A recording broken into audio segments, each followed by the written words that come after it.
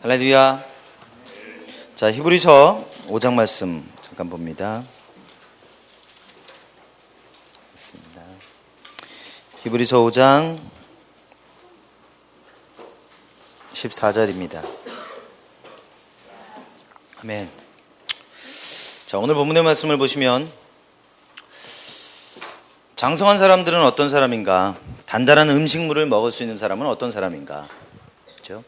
아마 우리의 기대함이 있다면 우리가 아기에서 아이로, 아이에서 청소년으로, 청년으로, 그리고 장성한 사람으로 자라가기를 기대하는 것입니다. 그렇죠? 근데 오늘 본문의 말씀에 보니까 장성한 사람들은 단단한 식물을 먹을 수가 있다, 그렇게 말씀하십니다. 어떻게 그런 일들이 일어날 수 있는가? 말씀해 보니까 그들은 경험으로 선과 악을 분별한다. 여기서 말하는 그들은 경험으로 라고 하는 말, 여러분 성경엔 뭐라고 되어 있어요?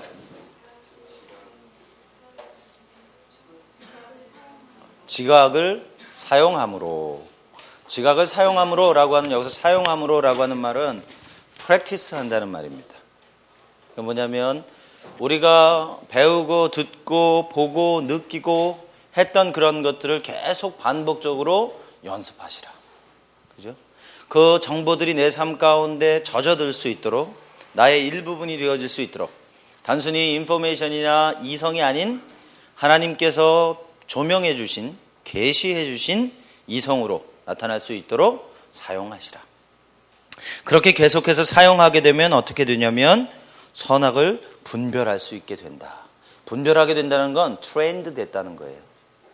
계속 프랙티스를 했더니 나중에 결국 트레인 되어져서, 여러분 그 보이스카웃의 인사가 이거거든요. 이게 뭐예요?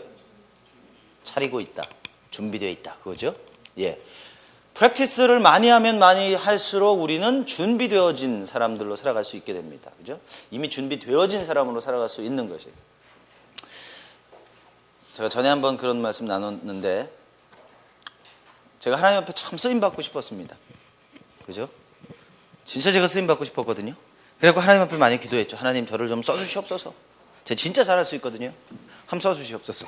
기도했어요. 그때 하나님 어느 날 저에게 물으셨습니다. 종현아, 내가 널 어떻게 쓸 수 있겠냐? 어떤 부분에 썼으면 좋겠냐? 그러시더라고요. 그래서 제가 대답했죠. 글쎄요. 왜냐하면 제가 하나님 앞에 쓰임받고 싶었는데 실제로 준비되어진 것이 아무것도 없었어요. 그래서 막상 주님이 응답하실 때는 저를 당황스럽게 하셨던 기억이 있습니다. 그래서 어떻게 했냐면 제가 그때부터 준비하기 시작했어요. 그죠? 제가 가야 되는 방향의 삶을 준비하기 시작했어요. 그리고 지금도 제가 준비되었다고 생각되지는 않지만 어느 정도 시간이 지났을 때 하나님 저에게 기회를 주기 시작하셨습니다. 그리고 그 기회를 제가 찾고 그 기회를 통해서 하나님께서 제 삶 안에 프랙티스 되어졌던 것들을 사용하시기 시작하셨어요. 그렇죠? 그래서 하나님께서 여러분들을 어떻게 사용하실지 모르겠습니다만은 하나님께서 여러분들을 사용하시기 이전에 꼭 되어져야 되는 일들은 프랙티스를 해야 됩니다. 계속해서 내 삶 가운데 적용되어져야 되고 연습되어져야 되고 젖어들어야 됩니다. 그리고 나면 우리는 트레인드 된 사람으로, 그죠? 선과 악을 분별할 수 있는 사람으로 살아가게 되어집니다. 그런 사람들이 바로 장성한 사람들입니다. 그런 사람들이 단단한 식물을 먹을 수 있는 사람들입니다. 그죠? 장성한 사람은 똑똑한 사람이라고 성경에서 말하지 않고 있습니다. 그죠? 어쩌면 듣기만 해서 속이지 말라고 하는 말이 그런 말인지 모르겠어요. 조금 들으시고 많이 적용하시라. 그죠? 근데 우리는 문제가 뭐냐면 이미 6권 많이 들었고 적용하려면 더 많이 지금 해야 되는 어려움이 있습니다. 예. 그래서 오늘 이 말씀이 의미하는 바를 우연하게, 사실 제가 오늘 집에서 책을 읽다가 책을 읽는데 그 말씀 구절이 사용되어진 책을 보게 됐어요. 근데 그 말씀이 지금 제가 오늘 여러분에게 나눴던 그런 내용을 설명하더라고요. 근데 저도 처음 이해했던 구절이에요. 단순히 그냥 그런 것이다 생각했는데 실제로 영어에는 practice하고 trained라고 하는 표현을 쓰고 있다는 거. 그죠? 그래서 그것이 우리가 가야 될 삶의 방향입니다. 장성한 자로 가야 되기 때문에 끊임없이 연습하시고 끊임없이 훈련하시고 근육을 강화시키시면 좋겠습니다. 자, 힘으로도 능으로도 안 될 것 같습니다. 우리 몇 페이지까지 했죠?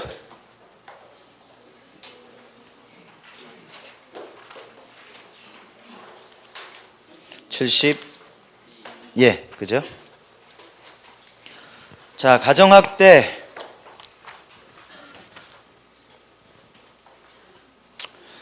이거 뭐 거의 그냥 넘어갈 겁니다. 오늘은 그 성취에 관해서 첫 시간 나누고 두 번째 시간에는 6권 전체를 좀 정리하면서 서로 좀 주고받는 시간들을 좀 가지면 좋겠습니다. 자, 가정학대는 여러분 제가 어제 집에 갔는데요. 어제 100분 토론을 하더라고요. 체벌하는 얘기, 그죠? 똑똑하대 그놈. 누구 얘기하는지 아세요? 신해철이. 제가 진짜 어제 보면서 내 저놈하고 좀 친구하면 좋겠다. 나이도 비슷하거든요. 그럼 재밌을 것 같아요. 진짜 똑똑하대. 거의 부산대 묘 교수와 두 분 참 답답해. 내가 그 패널로 나가고 싶었어요. 진짜 보면서 저렇게 앞뒤 안 맞을 수 있나? 그 얘기를 하려고 하는 건 아니고 지금 거기서 뭔 얘기를 했었냐면 그 체벌, 즉 학교에서 거기서는 이제 체벌하고 학교 폭력을 동일시하고 있어요. 이쪽 팀은. 그죠? 그것이 가정하고 연계되어진다. 그것을 이쪽 팀은 그 체벌을 옹호하는 팀은 그렇지 않다라고 얘기했고 이쪽에서는 그렇다라고 옹호했어요. 근데 거기서는 사실은 심리학적인 얘기를 전혀 하고 있지 않지만 우리가 지금까지 배우고 내가 살았던 경험과 내가 경험했던 선생님들 거기서 그 사랑의 매라는 표현이 참 많이 나오더라고요. 자꾸 올라오대 그 소리 들을 때마다 난 사랑의 매를 맞아본 적이 없는데 어떻게 맞는 게 사랑의 매인지 모르겠다. 하여튼 그래서 그 이야기를 하는 것을 통해서 심리학적으로 보면은 너무너무 맞는 얘기죠. 가정에서 경험한 것, 그죠? 가정에서 내가 경험한 것 대부분 학교에서 그대로 반복됩니다. 그 이유 중 하나는 그 선생님들에게 있었던 상처와 아픔과 고통, 과민 반응이 학생들을 통해서 시시각각으로 올라온다는 거예요. 그죠?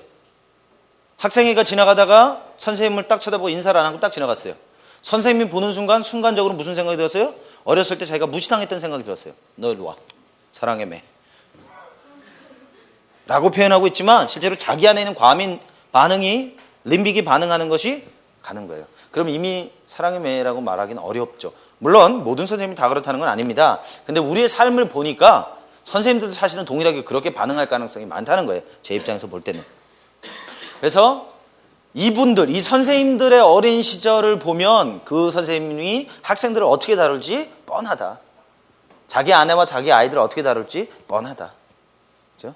건강하게 다룰 수 있었으면 좋겠지만 대부분 건강하지 못하게 자란 사람들일수록 건강하지 못하게 다룰 수 있다라는 생각이 듭니다. 그 얘기는 뭐냐면 여기 이제 배우자 학대, 가정 학대 어느 날 갑자기 일어나는 게 아니라는 거예요. 결혼하고 나서 내 남편 때문에 내 아내 때문에 내가 저 사람을 학대하거나 때리는 것이 아니라 이미 내 안에 있는 내재되어진 문제. 우리 맨날 하는 얘기가 그거잖아요. 부부는 뭐냐? 한 사람의 상처받은 영혼과 또 한 사람의 상처받은 영혼이 서로의 상처를 헤집으면서 그게 아니고 한 사람의 상처받은 영혼과 또 한 사람의 상처받은 영혼이 서로의 상처를 치유하면서 살아가는 거 그게 부부다. 그죠? 근데 왜 가정학대, 배우자학대가 일어나느냐? 서로가 서로에 대해서 상처를 헤집는다고 믿고 있기 때문에 그런 거예요. 그죠? 사실은 자기 상처를 헤집고 버튼을 누르는 것에 불과하지만 상처가 건드려지는 사람은 쟤 때문에 지금 내가 화난다고 믿는 거죠. 그러니까 주먹이 먼저 나가게 되는. 그래서 여기도 뭐 신체적, 정서적, 성적, 영적, 경제적, 사회적 뭐 이런 것들이 다 학대로 나타나게 되어집니다. 여기서는 경제적인 학대도 있는데 이 경제적인 학대는 결국 뭐 다른 학대들에 의해서 나오게 되는 결과적인 것이죠. 또는 그 배우자의 어떤 중독에 의해서 되어지는 일들 일어납니다. 자, 여기 보면 뭐 가정폭력의 결과, 증상, 맺맞는 여성의 특징 뭐 그런 얘기 합니다. 구타 하는 남성의 특징. 이것은 부부 관계뿐만 아니라 모든 관계에서도 뭐 거의 동일하게 적용되어지는 방법이다. 결국은 상대의 문제가 아니라 내 안에 문제가 있다. 그렇죠? 내 안에 자극점이 있다. 내 림빅 안에, 내 대뇌 변연기 안에 기록되어져 있던 것들이 자극이 왔을 때 나오는 거다. 나오는 거다. 가정폭력은 어떻게 일어나느냐?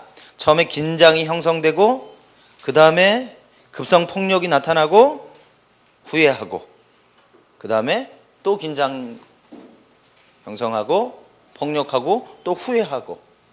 드라마 같은 거 보면 이런 거 많이 나오죠. 죽으라고 패놓고 그 다음날 아침에 미안해 잘못했어. 그 아내는 어떻게 해요? 용서하죠. 왜 그래요? 낮은 자존감, 동반의존 그런 것들을 가지고 살아가기 때문에 이게 서로가 맞물리는 거예요. 그죠? 만약에 배우자가 자기를 때렸어요. 그리고 그것에 대해서 적절한 조치를 행했다면 또 맞지 않게 될 수 있겠죠. 그죠? 에이, 어떻게 그래요? 대부분 10년, 20년 맞은 사람들은 거기서부터 벗어날 수가 없습니다. 뭐랑 똑같아요? 서커스단에서 맹수 훈련시키는 거하고 똑같아요. 서커스단에서 맹수를 훈련시키는 건 아주 어린 호랑이, 어린 사자, 어린 코끼리부터 훈련합니다. 쇠사슬을 묶어놓고. 그리고 이제 트레인이 되고 나면, 조건이 형성되고 나면 아주 많이 커버렸을 때, 힘이 세졌을 때도 조련사에게 공격할 수 없게 되어집니다. 부부 관계 똑같습니다. 부모 자녀 관계 똑같습니다. 예. 자, 그런 거. 예. 한번 쭉 읽어 보시면 되겠고요. 노인학대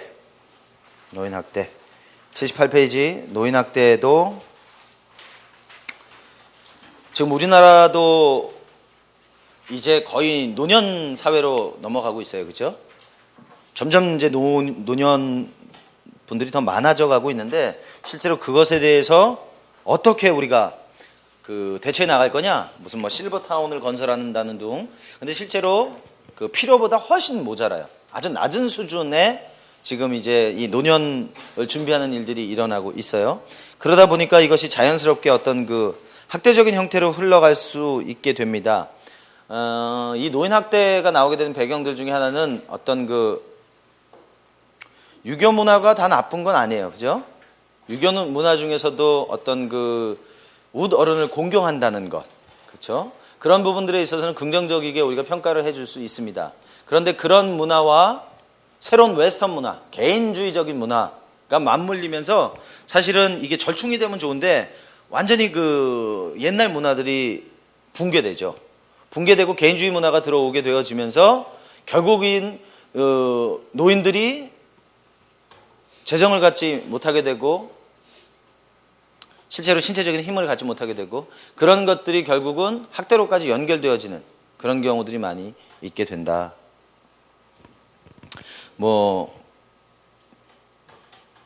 연세가 많이 든 분들을 무슨 놀이동산 같은 데 갖다가 버린다든지 현대판 고려장이라고 얘기하죠. 근데 의외로 그런 일들이 많이 일어나고 있다는 겁니다. 그렇죠? 그래서 파고다 공원, 비원 이런 데 가보셨어요? 그러면 연세 드신 어른들 많이 거기 모여 계시죠? 거기서 출근하시는 거죠. 근데 요새는 심지어는 그런 사람들을 등쳐먹는, 그죠? 그런 사람들도 많이 있다고 그래요. 그런 부분들. 자, 이런 것이 계속해서 늘어나고 있다. 그럼 이걸 누가 중단시킬 수 있느냐? 제가 믿기로는 예수 믿는 사람들 외에는 방법이 없을 것 같습니다. 그렇죠? 예수 믿는 사람들이 그리스도의 문화를 가져와야 되고 성경에서 말하는 것처럼 부모를 공경하는 것. 부모를 공경하는 것은 약속 있는 첫 계명이다. 그죠? 네 번째 계명까지는 모두 다 하나님 관계에 관한 것입니다. 근데 다섯 번째 계명은 약속 있는 첫 계명이다 그랬어요. 부모를 공경하라. 부모를 공경하면 네가 땅에서 잘 되고 장수할 것이다. 다른 말로 하면 네가 땅에서 잘 안 되고 있는 이유가 있다면 그것은 부모를 공경하지 않기 때문일 수 있다는 거예요. 장수하지 못하는 이유가 부모를 공경하지 않기 때문에 그럴 수 있다는 거죠. 그래서 인천순복음교회 같은 경우는 효대학, 그죠? 거기 인천순복음교회 최성규 목사님 같은 경우는 효에 대해서 굉장히 강조하는 목회를 하세요. 그래서 그런 세미나, 그런 대학을 운영하고 하는 거죠. 그래서 그런 맥락. 저는 뭐 성서적인 맥락이라고 생각이 됩니다. 그게 또 우리나라 문화적인 거하고도 잘 맞아 떨어지는 그런 일들. 그래서 이건 뭐 신체적으로, 정서적으로, 성적으로, 영적으로 뭐 다 포함되어질 수 있는 겁니다.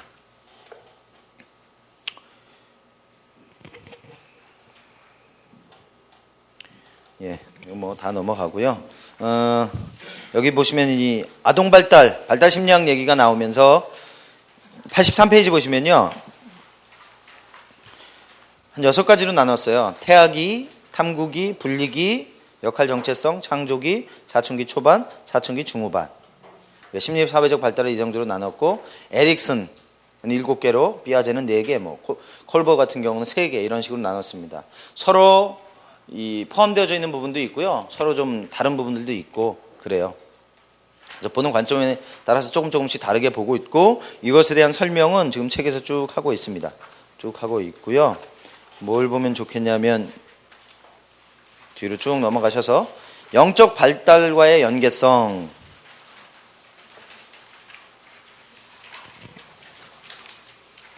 95페이지요. 95페이지 보시면 성장 발달, 영아기가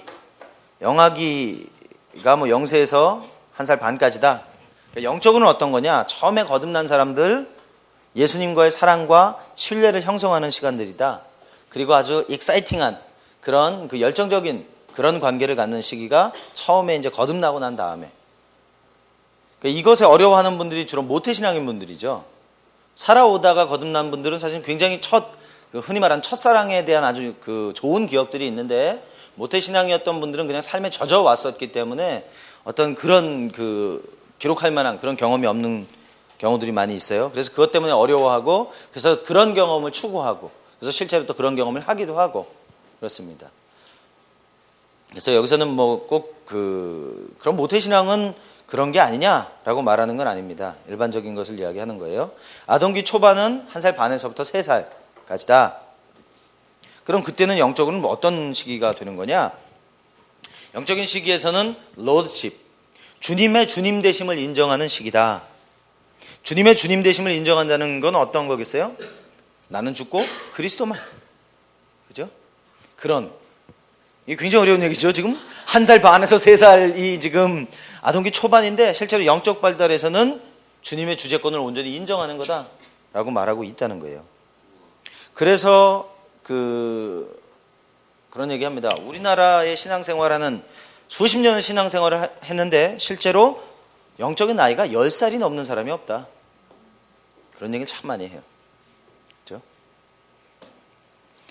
그게 이해가 돼요. 왜요? 영아기 때 예수님과의 사랑에 대해서 말하고 있는데, 우리는 수십 년 동안 율법에 매여 살고 있는, 가장 기본적인 것도 되어 있지 않은, 거의 뭐 갈라디아 사람들 뺨칠 정도의 율법적인 삶을 살아가고 있는, 그러니까 그런 수준인 거죠.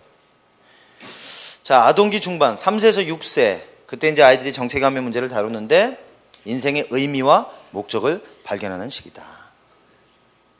그렇죠? 영적인 아이가 그렇다는 거예요. 아동기 후반에는 가르침을 받는다. 6세에서 12세가 삶을 살아갈 가르침을 받게 된다. 그렇죠? 그러니까 여러분들은 지금 한 6세에서 12세 정도 되겠죠? Hopefully. 예. 사춘기 12살부터 이제 17살 티네이저라고 말하는 때 훈련과 훈육과 적용과 예신념 체계에 대한 도전을 한다. 그렇죠? 이게 뭐냐면 아동기 초반에 주재권을 가져서 그 주재권이 우리 삶에 모두 다 적용되어지면 좋겠지만, 실제로 그건 과정이라는 거죠. 우리의 삶을 모두 주님께 헌신하고 위탁했지만 그것이 내 삶에 나타나는 데는 아까 히브리서 말씀처럼 결국 프랙티스가 필요하다는 거예요. 그것이 삶에 계속 훈련되고 훈육되고 적용되고 거짓말들에 대해서 도전이 되어져야 된다. 사춘기 후반에는 그럼 어떻게 되느냐? 시험을 겪고 성품이 개발되고 고결성, 순전함을 가지게 된다.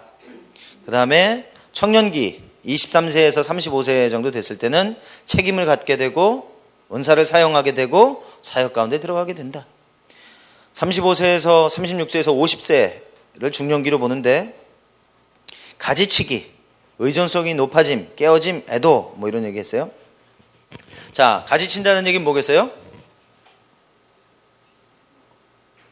여러분 가지치는 게 뭐예요?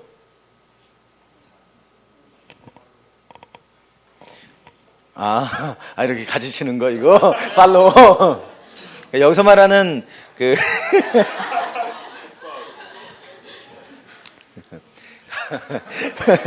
뭐 그렇게 볼 수 있죠. 예, 그렇게 볼 수 있는데 여기서 말하는 가지치기는 그 요한복음 15장에 나오는 것처럼, 예, 우리의 삶에 예수 그리스도 중심이 아닌 영역들을 가지친다는 의미라고 볼 수 있겠고요.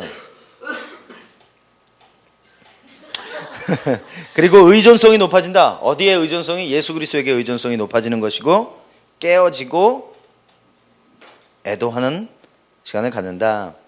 여기는 이제 영적인 발달이 이렇게 했지만 이게 서로 사실은 다 이 쇠사슬처럼 연결되어져 있는 겁니다. 이해하실 수 있겠어요?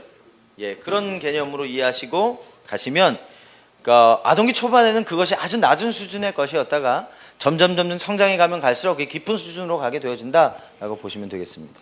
중년기 후반은 겸손하게 되어지고 희망을 갖고 새 출발과 다음 세대를 돕는다.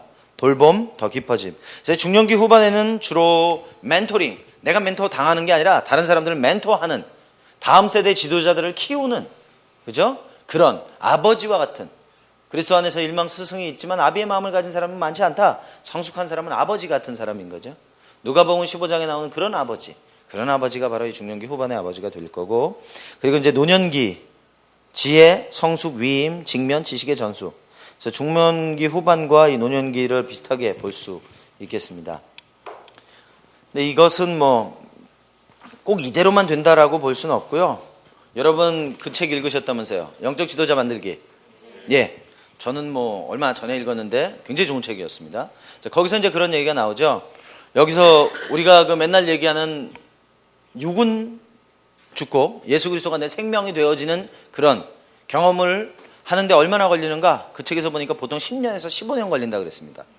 영적인 지도자들, 뭐 도슨 트로트맨이라든지 워치만이라든지 토저라든지 그런 사람들 거기서 열거하면서 이 사람들이 공통된 대답은 내가 죽는데 10년에서 15년 걸렸다 라고 얘기했다는 거죠. 그러니까 한순간에 되는 건 아니라는 거예요.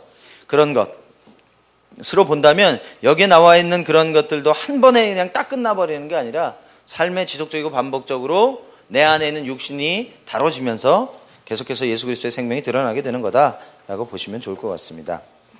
자, 출생순위 이거 어디 나왔죠? 3권에 나오죠. 3권에 이제 부부 치료할 때 자녀의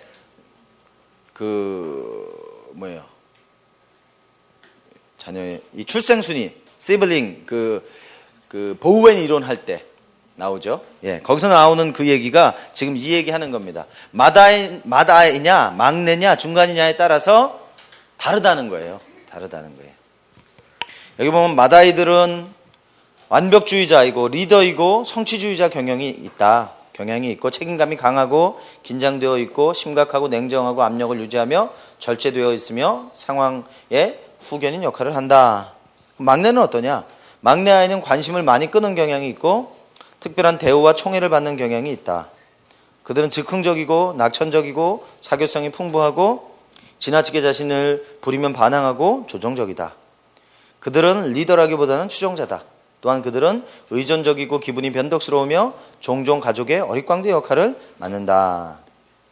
중간 아이들은 어떠냐? 묘사하기가 어려운데 손위 형제와 막내 형제 자매들의 영향을 받는다. 정체감에 혼돈이 있다. 그들은 독창적인 특징이 적은 편이다. 왜 그렇게 했어요? 위로부터 내려오죠. 밑으로부터 올라오죠. 그죠? 주도력이 비교적 적고 성취도가 낮으며 내향적이고 불안이 많으며 자기 비판적이고 자신의 감정을 잘 나누지 못한다. 그들은 종종 삶이 불공평하다고 느낀다.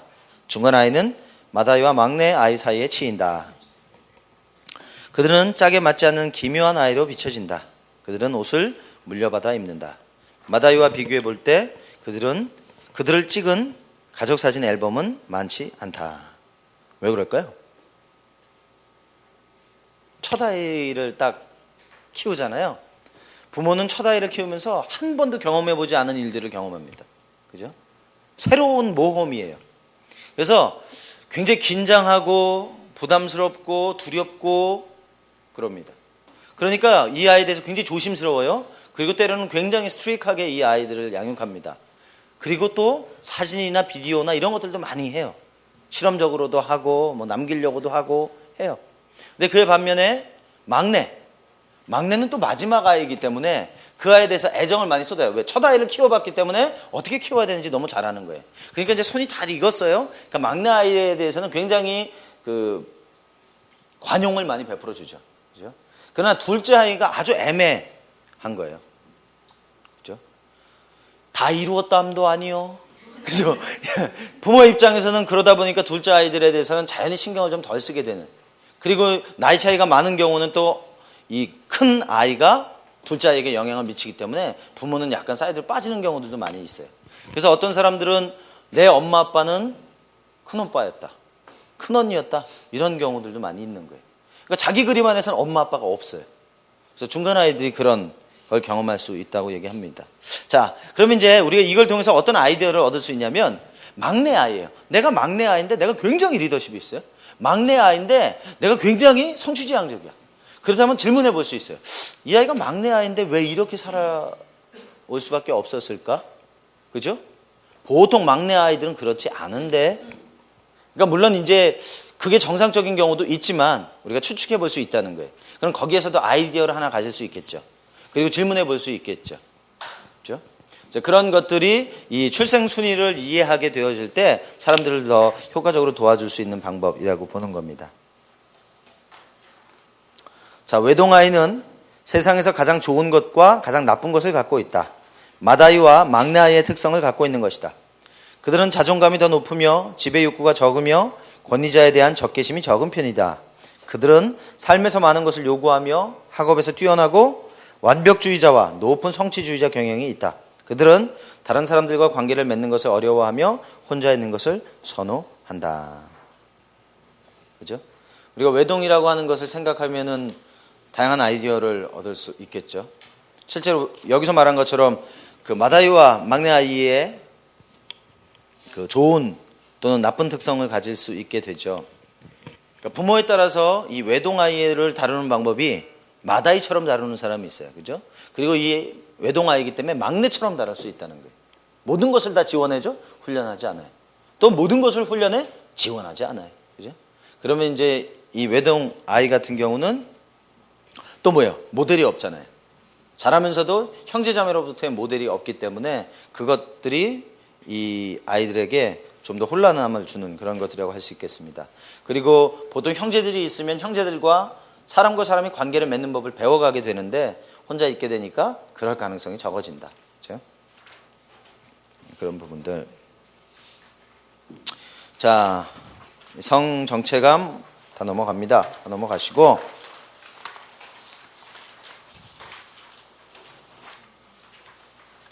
나중에 한번 읽어보시면 뭐 이해될 만한 부분들이에요. 쭉 다 넘어가세요. 쭉 다 넘어가시고 114페이지 보면 인기 있는 다른 가족치료 모델 그러면서 이제 몇 가지가 나옵니다. 여기 뭐 구조적, 체계적, 전략적 가족치료, 밀란 가족치료, 해결 중심 단기 치료, 그리고 뭐 이야기 치료. 보통 여기에 나오는 이제 이 가족치료 모델들은 후기 모델들이에요. 전통적인 가족치료 모델들이 아니고 후기에 이제 이 전통적인 가족치료 모델들에 대해서 부족하다고 또는 반기를 들면서 드러나오는 가족치료 모델들입니다. 그래서 여러분이 6권을 보시면 실제로 일반 가족치료 모델은 깊이 다루고 있지 않아요. 보우엔을 제외하고는 거의 다루고 있지 않습니다. 그래서 여러분들이 혹시 나는 가족치료 모델에 대해서 더 많이 좀 공부하고 싶다. 그럼 뭐 여기 나와 있는 것처럼 뭐 밀란이라든지 이런 거는 우리나라에서 사실은 공부하는 데가 많지 않을 거예요. 도리어 우리나라에서 제일 많이 하는 건 사티어, 버지니아 사티어 가족치료 연구소 있죠. 거기를 중심으로 가장 많이 합니다. 그래서 이 우리나라 안에서 유행하는 게 있어요. 유행하는 걸 가장 많이 하게 되고 그걸 미국에서 배워온 사람들이 그걸 연구소를 차리고 사람들을 트레이닝하죠. 그런 역할. 만약에 뭐 이야기 치료 그러면 우리나라 같은 경우는 사실 거의 이야기 치료에 대한 이해가 없어요. 왜냐하면 이거를 여기 나오는 120페이지 보면 마이클 화이트라고 하는 사람, 아들레이드, 호주 아들레이드라고 하는 데서 사는 사람인데 이 사람에 의해서 개발된 그 이야기 치료법이에요. 근데 원래 나레티브 테라피라고 하는 게 있어요. 근데 이 사람이 그것을 가장 효과적으로 사용하고 잘 디벨롭했던 사람이에요. 그래서 이 사람은 뭐 더 서드 웨이브라고 얘기할 정도로 여기 보면 제1의 물결은 프로이드다. 제2의 물결은 문제중심 치료다. 제3의 물결은 이야기 치료다라고 얘기할 정도로. 그럼 이걸 어디서 배울 거냐? 우리나라 안에서는 사실 배울 만한 데가 별로 없어요. 이제 그걸 공부하고 들어온 분들이 학교에서 가르치는데 대부분은 자기도 자기가 하는 얘기를 잘 모르는데요. 네. 왜냐면은 인포메이션만 배웠고 익스피리언스를 갖지 않았기 때문에. 그렇죠? 물론 다 그런 건 아니겠습니다만은 어쨌든 그래요. 그래서 지금 이제 우리나라에 번역된 이야기 치료책이 몇 권 있어요. 또는 그것을 배우고 쓴 분들도 몇 권 있어요. 근데 관점이 또 좀 다르고 그렇습니다. 그래서 관심 있는 분야들에 대해서는 여러분들이 더 깊이 가 보실 수 있겠다고 생각됩니다. 예, 넘어가시고 오늘 성치료를 첫 시간 하고 끝내야 될 것 같아요. 자, 성치료, 성과 영성. 어제 우리 잠깐 얘기했습니다만 이 성이라고 하는 건 육체적인 것이 아니에요. 근데 지금까지 우리가 이해해왔던 성이라고 하는 것은 항상 육체적인 것으로 이해가 됐습니다. 몸하고 관련된 거다라고 이야기를 했고, 그리고 모든 그 매스미디어나 책이나 영화나 그렇게 이야기했어요. 근데 성이라고 하는 것은 영성과 아주 밀접합니다. 어제 말씀드린 것처럼 하나님께서 영이시고 하나님께서 성을 만드신 분이세요. 성이 가장 은밀하고 가장 친밀하다면 하나님과 우리가 은밀하고 친밀한 그런 관계를 맺습니다. 그죠? 은밀하지 않지만 친밀한 관계를 맺어요. 그래서 그런 맥락이 일맥상통하는 부분들입니다. 그래서 더럽거나 피해가야 할 것이거나 우리가 무지해도 되는 그런 영역이 전혀 아니다라고 하는 겁니다. 그래서 그만큼 또 이 부분에 대한 오해들이 많고 이 부분에 대해서 상처를 가지고 있는 사람들도 많이 있다.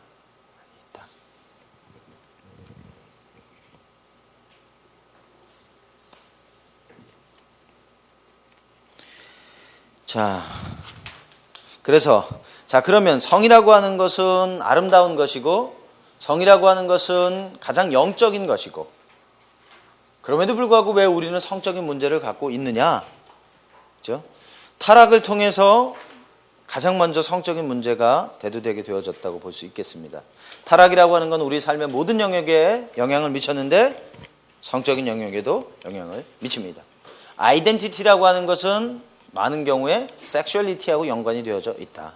성적인 문제를 가지고 있는 사람은 건강한 정체성을 가질 수가 없다. 그렇죠? 그래서 성적인 문제들을 다뤄야 될 필요가 있습니다. 근데 이게 역사적으로도 성이라고 하는 것, 여러분 캐스를 얘기하고 있는 게 아닌 줄 아시죠? 예. 섹스를 얘기하고 있는 겁니다. 성이라고 하는 것, 처음에 성경이 정경화될 때 아가서는 정경에서 제외해야 된다. 아니다. 넣어야 된다. 그거 가지고 굉장히 오랫동안 싸웠어요. 66권 안으로 들어가야 된다. 저렇게 저속한 책을 어떻게 성경에 정경화할 수 있느냐 얘기했고, 무슨 소리냐? 그만큼 하나님께서 인간에 대해서 배려하는 거다. 그죠? 하나님은 우리가 알기 원하시는 거다. 어떤 문화에서는 10대들은 아가서를 읽지 못하게 했어요. 그만큼 노골적이고 그만큼 적나라하다. 그죠? 결국 이제 정경화 되어졌습니다. 그래서 허드슨 테일러 같은 사람은 연합과 친교라는 책을 썼어요. 그 책이 아가서 강해예요. 또 워츠만이가 썼던 노래 중에 노래, 아가서 강해예요. 근데 읽어보면 휘황찬란해요. 어쩌면 그렇게 영적으로 써놨는지. 근데 아가서는 영적인 책이 아니에요. 그야말로 성을 다루고 있는 책이에요. 그러면 좀 너무 인간적입니까? 네, 근데 그래요. 만약에 제가 한번 그림을 본 적이 있는데 성경에 나오는 그 사람을 표현한 걸 그대로요 그림을 그리잖아요. 기가 막힌 괴물이 나옵니다. 제가 다음에 심사할 때 그 사진을 그 그림을 하나 가지고 올게요. 끔찍한 목이 망대고 이렇게 이만도 있고 무슨 코는 막 이러면서 아주 기가 막힌 괴물이 하나 나와요. 그죠? 이제 그러니까 이제 그걸 보면서 뭐 자꾸 영적으로 풀어가려고 하는데 하나님의 의도는 제가 생각해도 영적인 것을 쓰려고 하셨던 것 같지 않습니다. 그래서 그 아가서를 혹시 여러분은 그 10대 때 그런 얘기를 들어보고 그래? 그러면서 혹시 아가서 이렇게 읽어보신 기억들은 없으신가요? 네, 저는 그랬었던 것 같습니다. 그래? 성경 그런 게 다 있어? 막 이러면서 쭉 읽어보면서 막 이러면서 했던 그런 기억이 있는 것 같은데 그때만 해도 예수 안 믿을 때죠. 예. 교회 열심히 다니면서 예수 안 믿을 때.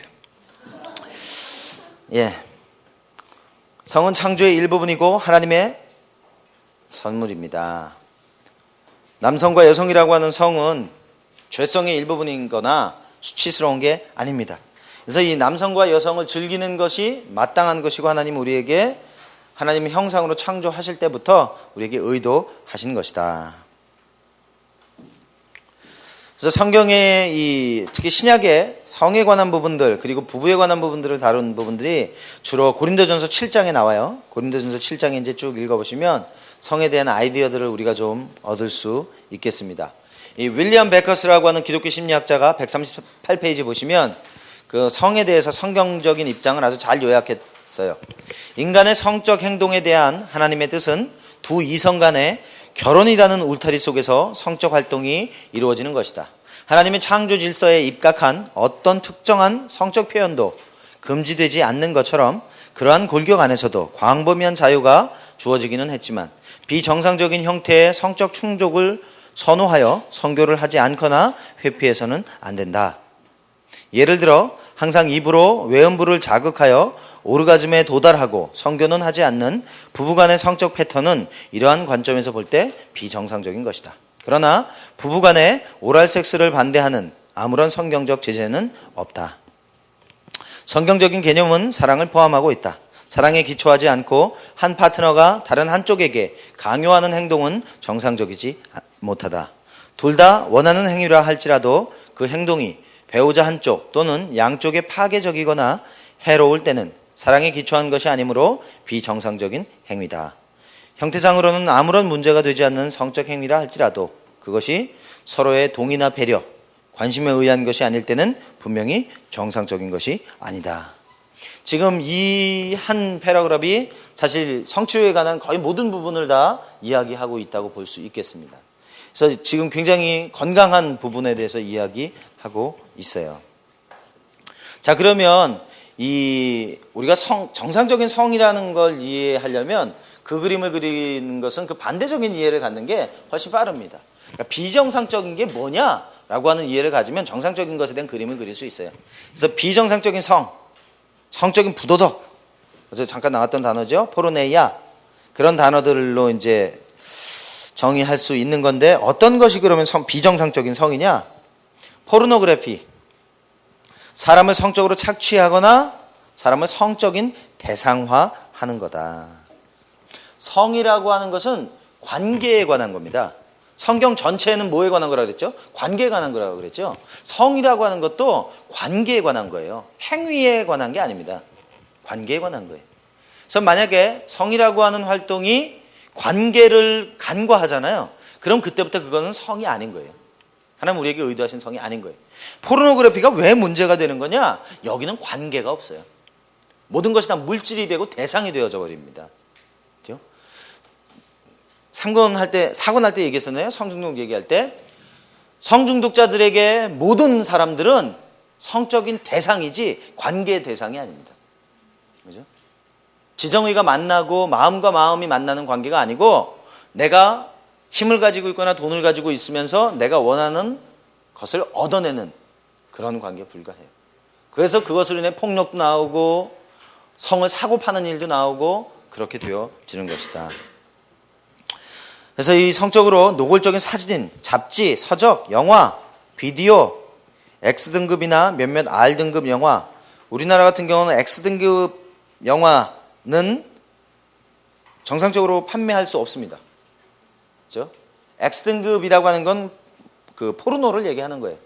우리나라는 법적으로 팔 수가 없어요. 근데 외국에서는 지정된 장소에서 팝니다. 정상적으로. 그건 누구나도 원한다면 10대가 아니라면 성인이라면 가능하다는 거예요. R등급 영화는 보통 우리나라에서 그 19세 미만, 19세 이상 하는 거 정도라고 보면 되겠습니다. 뭐 라이브 섹스 쇼, 광고, 요새 텔레비전 광고들을 보면 굉장히 선정적이에요. 근데 이미지 광고들도 그래요. 그러니까 성적인 코드에 맞췄어요. 그죠?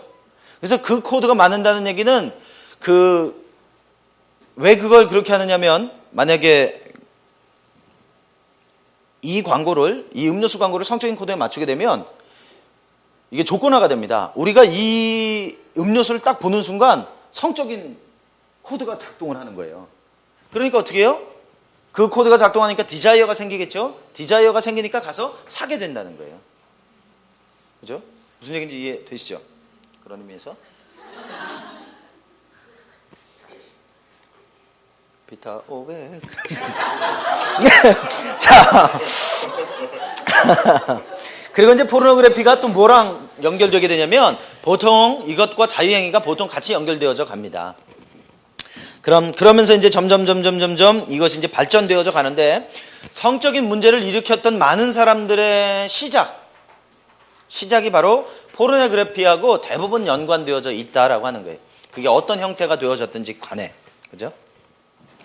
포르노그래피는 성적인 공상들을 가져오게 됩니다. 뒤에 정욕적인 공상들이 나오죠. 그래서 그 생각 안으로 모든 것을 만들어내게 되어지는 겁니다.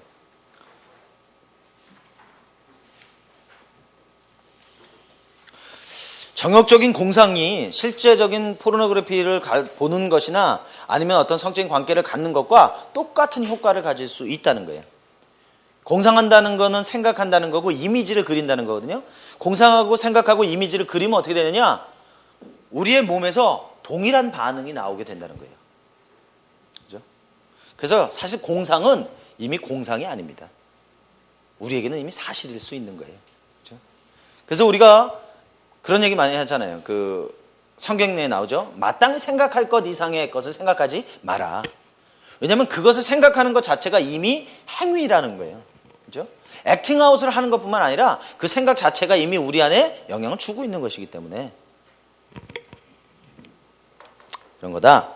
자유행위, 이게 이제 많이 대두되어지고 있는 건데, 자유행위가 죄라고 생각하는 사람? 벌떡 손을 한번 들어보시죠. 자유행위는 죄다. 오케이? 자유행위는 죄가 아니다. 그거 안 든 사람은 어떡하지 하는 거예요? 일단 분위기 보자. 오케이. 그럼 자유행위는 죄다. 그럼 여러분 손 들은 분들은 지금까지 살아오면서 자유행위를 한 번도 안 해보신 분들이겠네요? 너무 좀 깊이 가나? 예. 그렇게 말할 수 있는가? 어쩌면 우리는 자유행위를 죄라고 믿고 있지만 실제로 나는 내 삶에서 자유행위를 경험해 봤을 수 있어요. 10대를 지나면서 그랬을 수 있어요. 그러면 굉장히 괴롭겠죠. 왜? 이건 죄인데 나는 한단 말이에요. 그죠? 이러지도 저러지도 못하고. 제가 상담하는 사람이요, 이 사람 안에 어떤 문제가 있냐면 이 공상의 문제가 있어요. 근데 공상의 문제가 있으니까 이 사람이 이거를 해결할 방법이었어요. 그러니까 당연히 자유행위하고도 연결되겠죠. 근데 이 사람이 자기는 천국 가고 싶다는 거예요. 그래서 어떻게 했는지 아세요? 성경에 뭐라 그랬어요? 오른쪽 눈이 왼쪽 눈이 실족 한번 빼버리라고 그랬죠. 그래서 실제로 날카로운 것을 눈을 찔렀어요. 자기는 천국 가고 싶다는 거지. 들어보니까 굉장히 이 사람은 성적인 영역에 무지해요. 전혀 이해를 갖고 있지 않아요. 그러니까 뭐하고 똑같은 거냐면 자유행위 죄. 더 이상의 아무런 생각이 없어요. 그러니까 그 안에서 막 갈등과 고민을 하게 됩니다. 자, 그러면 죄냐 아니냐? 사실 이게 애매해요. 부모가 아이를 때려야 되느냐 말아야 되느냐? 성경에서 두 가지를 다 말하고 있고 기독교 상담학자나 심리학자들이 그거 가지고 여전히 갈등하고 있어요. 근데 자유행위도 사실은 그래요.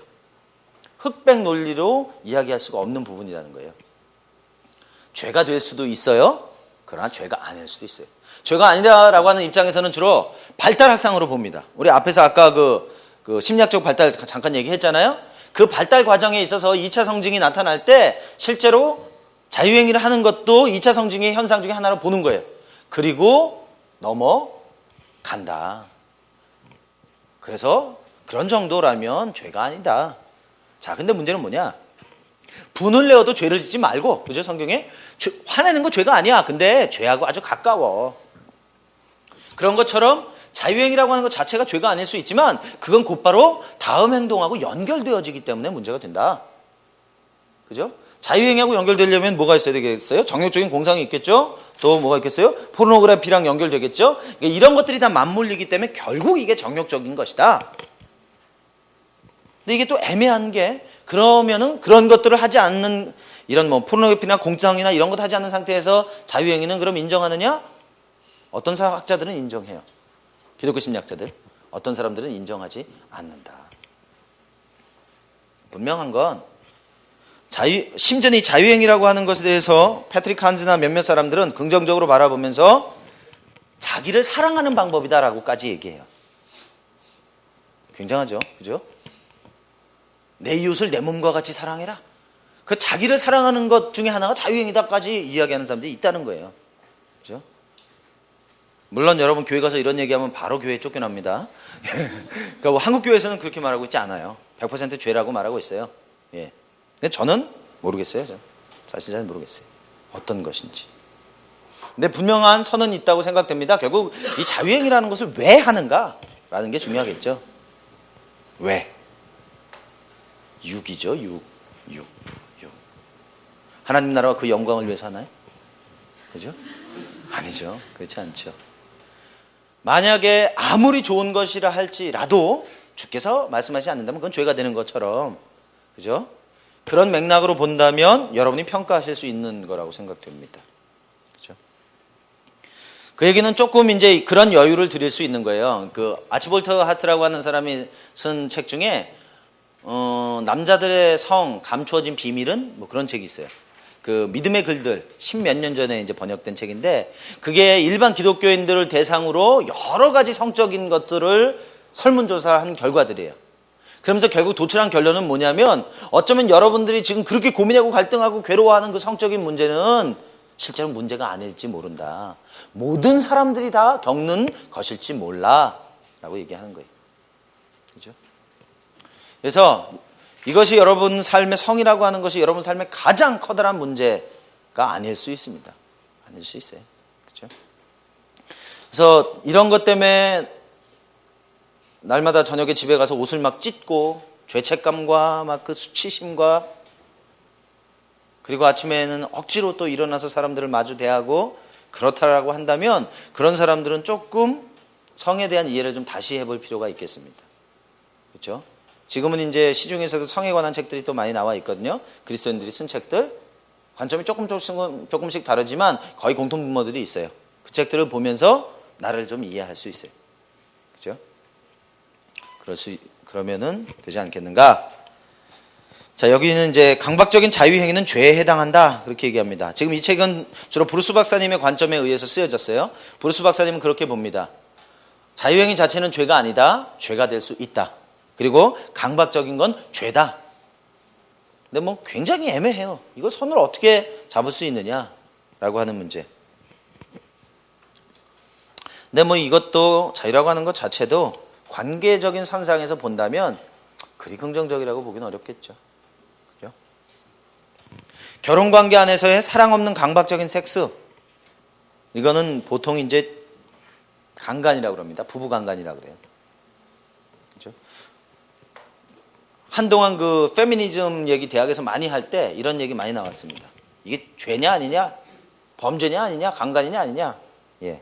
근데 지금은 일반적으로는 강간이라고 이야기하게 됩니다.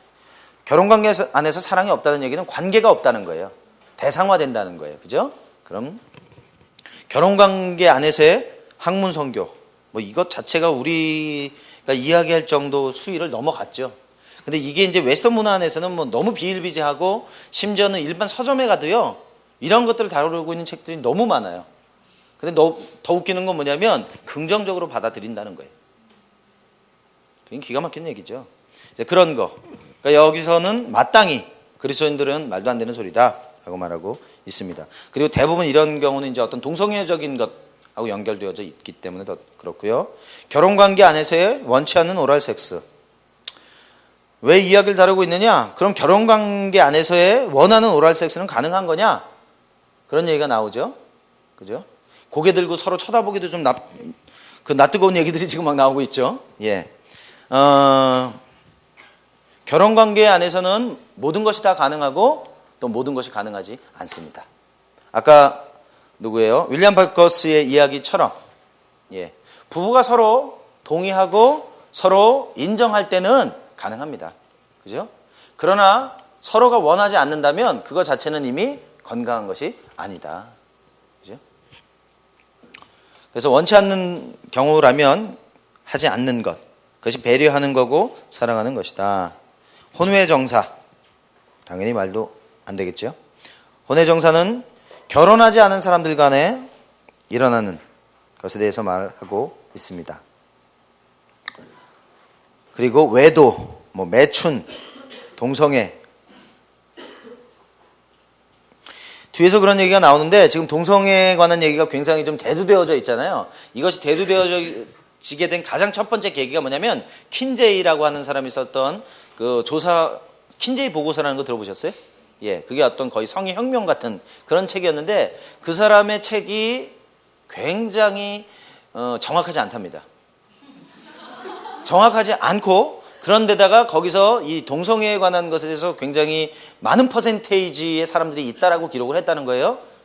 근데 문제는 실제로 그 책이 쓰여지고 나서 몇십 년이 지나고 나서도 그 사람이 말했던 10%의 동성연애자들보다 많지 않다는 거예요.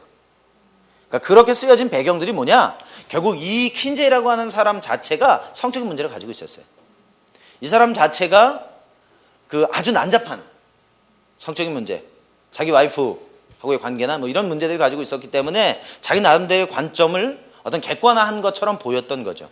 그래서 지금은 이제 속속들이 그것에 대해서 그 잘못되어졌다라고 하는 것이 드러나고 있습니다. 그렇죠?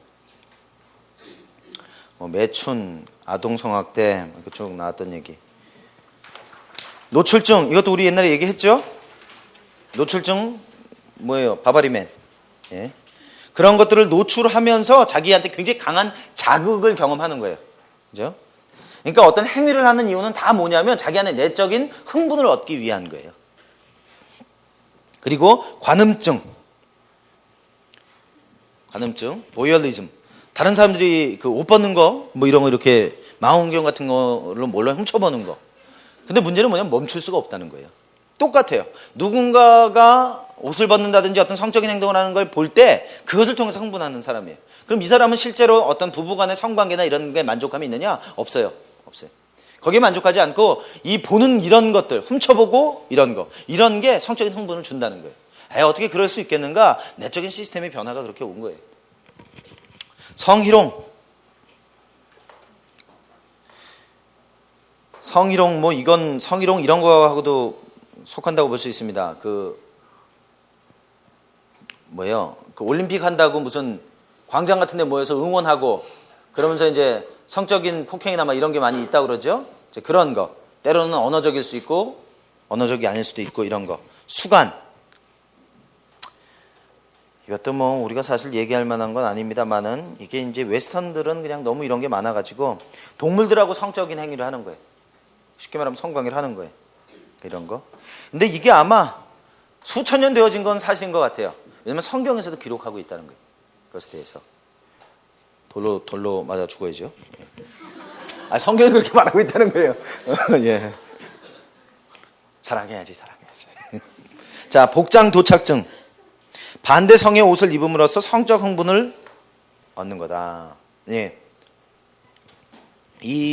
여기도 나왔네.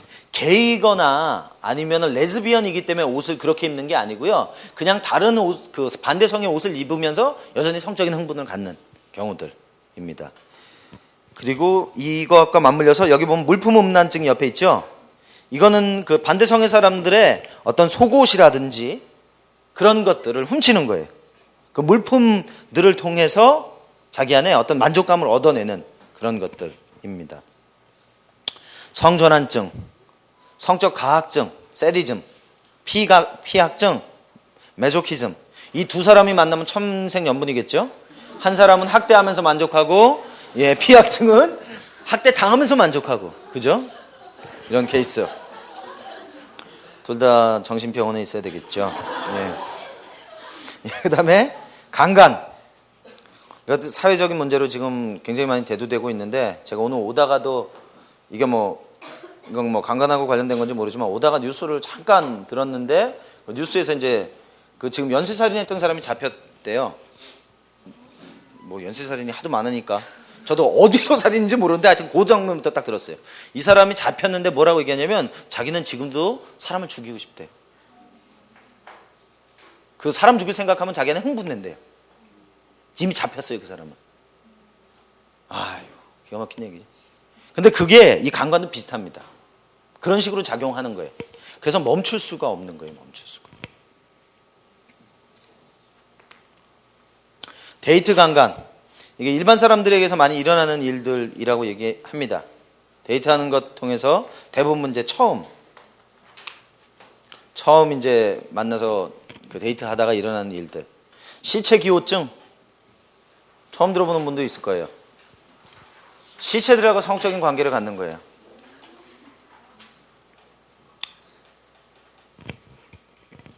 있답니다. 예. 있고, 문제는 이 사람들이 견디질 못해가지고 성직자들에게 그 캐톨릭 고해 성사하거나 아니면 목회자를 찾아와서 그 회개하는 그런 경우들 있어요. 그러니까 제가 직접 저한테 하진 않았지만 다른 사람에게 한 얘기를. 근데 어떻게 해야 될지 모르겠대요. 듣고서 자기도 이게 그야말로 답답한 거예요. 전혀 뭐 해답이 없으니까. 그럼 이 사람은 중단되느냐? 아니요. 어떤 그 치료적인 중재가 있지 않으면 이 사람은 계속 반복할 수밖에 없습니다. 이 사람은 이제 시체냐 아니냐가 중요한 게 아니에요, 이 사람에게는. 그죠? 자기에게 성적인 그 자극을 주고 있는 게 시체일 뿐이지, 어떤 사람은 뭐 그것이 동물이기도 한 거고, 어떤 사람은 그것이 뭐 배우자이기도 한 거고, 그런 것에 불과하다는 겁니다. 영아기호증. 아기 기저귀, 배뇨, 배설물, 가슴에 대한 성적 강박증과 충동, 음란성 제스처. 이런 것들이 보통 뭐 그 음담패설, EDPS라고 그러죠. 직장에서. 근데 그런 것 자체가 어떤 이 abnormal한 정상적인 성이 아닌, 정상적이지 않은 성이 사람들 안에서 자리 잡고 있다는 거예요. 근데 본인들은 그것에 대해서 문제가 있다라고 여기지 않는 거죠. 마찰 도착증. 우리나라에서 일어나기 딱 좋은 거죠. 우리나라 사람들, 굉장히 사람들이 많아요. 지하철? 완전히 그냥 콩나물이잖아요. 그죠? 그런 것들이 이제 어떤 이 몸을 부딪힌다든지 그런 걸 통해서 어떤 만족을 얻는 그런 거. 그럼 이렇게 어떤 그 마찰 도착증에 걸린 사람들은 아주 이상한 쓰레기 같은 사람인 거냐? 아니요. 의사도 있고, 변호사도 있고, 은행장도 있고, 그렇다는 거예요. 겉으로는 문제가 없는데 내적으로는 만족하지 못하니까 계속해서 지하철이라든지 사람이 많은 곳, 이런 곳에서 그런 일들이 일어나게 되는 겁니다. 예, 그것과 관련된 행동. 아이고, 뭐 입에 담기도 뭐 좀 그러네요. 그래서 이러한 이야기들. 성적인 착취. 보통 이제 권위자와 피권위자 사이에 일어나는 일들입니다. 힘을 가진 사람이 힘을 갖지 않은 사람들을 대상으로 하는 것. 선생님과 제자, 목회자와 성도, 직장에서의 상사와 부하 직원. 그런 형태로 일어나는 것. 성적인 착취이고 강간이고 그런 것이라는 겁니다. 자, 성적 장애와 성정체감 장애, 성기능 부전. 이 성기능에 문제가 있음으로 인해서 실제로 하나님의 아름다운 성을 성으로 사용할 수 없는 경우, 성욕 장애, 성적 흥분 장애, 절정감 장애, 성교 통증 장애, 일반적인 의학적인 상태로 인한 성기능 부전, 뭐 사고로 인해서 다쳤다든지 이제 그런 것들이 되겠죠. 뭐 궁중에 내시로 들어갔다든지 뭐 이런 것들이었던 지금은 아닙니다만 옛날에는 예, 그랬던 것들이죠. 자, 변태 성욕. 예, 이 변태 성욕, 이 앞에서 말했던 여러 가지 것들을 다 포함하고 있는데, 이러한 것들은 그럼 어떤 형태로 시작되게 되는 거냐? 어떤 형태로든 성적인 그 상처들이나 자극들이 내 안에서 제대로 다뤄지지 못할 때, 특별히 어린 시절에 일어나면 내가 그것을 수용할 수 있는, 처리할 수 있는 용량을 넘어서기 때문에 그것이 계속 삶의 여러 가지 형태로 변형되어진다고 볼 수 있겠습니다. 중독이다. 성정체감 장애, 그죠? 성정체감 장애들, 이런 것들이 이제 어떤 성적인 장애들이다라고 볼 수 있고, 성중독. 자, 성중독은 어떤 것이 성중독이라고 볼 수 있냐? 그림 7을 보세요. 그림 7을 보면 이제 정상과 성중독과 성부전, 성기능 부전을 이야기하고 있는데, 성적인 것에 대해서 관심이 있다. 정상이라는 거예요, 정상. 그죠? 보통 얘기하잖아요. 20대는 10초에 한 번씩 성적인 생각이 뇌를 때린다. 그죠? 지금 1시간 10분 지났으니까. 그러니까 성에 관심이 있다? 정상이라는 거예요, 정상. 정상입니다, 정상. 근데 무관심하다, 혐오한다, 그런 정도면 이미 정상을 못 미치고 있는 거예요. 그것도 문제라는 거예요.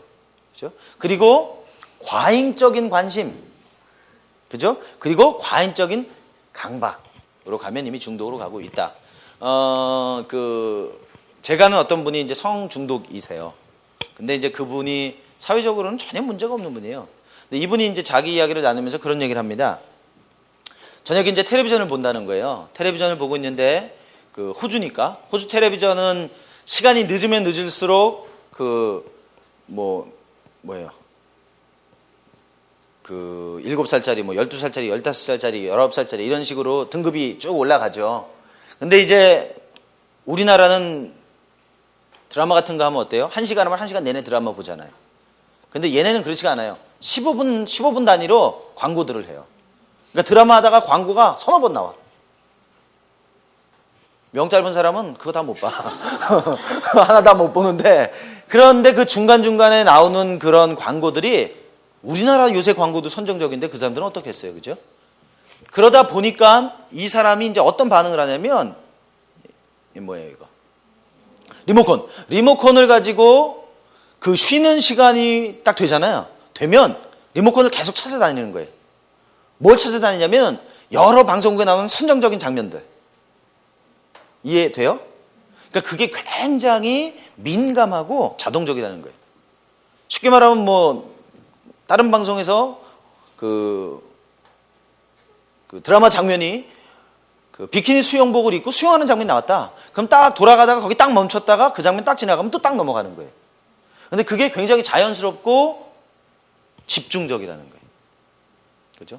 길거리를 지나가다가도 사람들을 보면 그런 성적인 부분에 대해서 굉장히 민감하게 반응한다. 그죠? 그러면 이제 과잉과 강박으로 가고 있다는 거예요. 그러면 본인이 중단할 수 있느냐? 없다. 도움이 필요하다. 그죠? 예. 교회 내에서의 성적인 부도덕. 심각하다. 모든 죄는 다 나쁜데 성적인 죄는 그럼 어떤 거냐? 성적인 죄는 이 잭 헤이포드 처치 온 더 웨이 교회 목사님이죠. 성적인 죄는 다른 죄보다 더 나쁘다. 왠가? 불의한 자가 하나님의 나라를 유업으로 받지 못할 줄을 알지 못하느냐. 미혹을 받지 말라. 음란하는 자나 우상숭배하는 자나 간음하는 자나 탐색하는 자나 남색하는 자나, 뭐 이런 이야기들이 쭉 나옵니다. 성적인 것이 왜 더 문제가 될 수 있느냐? 여기 이런 말씀 나와요. 다윗이 우리아의 아내 바세바를 범하고, 그죠? 그리고 나서 이제 누구로부터 그 직면을 받게 되죠? 나단 선지자가 이제 쭉 그 비유를 통해서 설명하다가 무슨 얘기하냐면 나중에 너의 원수가 고소할 만한 내용을 갖게 되어졌다. 그런 얘기를 해요. 다시 말하면 원수가 합법적으로 너를 이제 괴롭힐 수 있게 되어졌다. 라고 말하는 거예요. 그러니까 결국 성적인 죄, 다른 죄들도 그러지만 성적인 죄는 특히 사단이 우리를 마땅하게 고소할 만한 그 근거를 갖게 된다라고 하는 겁니다. 그렇죠? 그리고 다른 모든 죄는 몸 밖에 짓지만 성적인 죄는 몸 안에 짓는다. 그렇죠?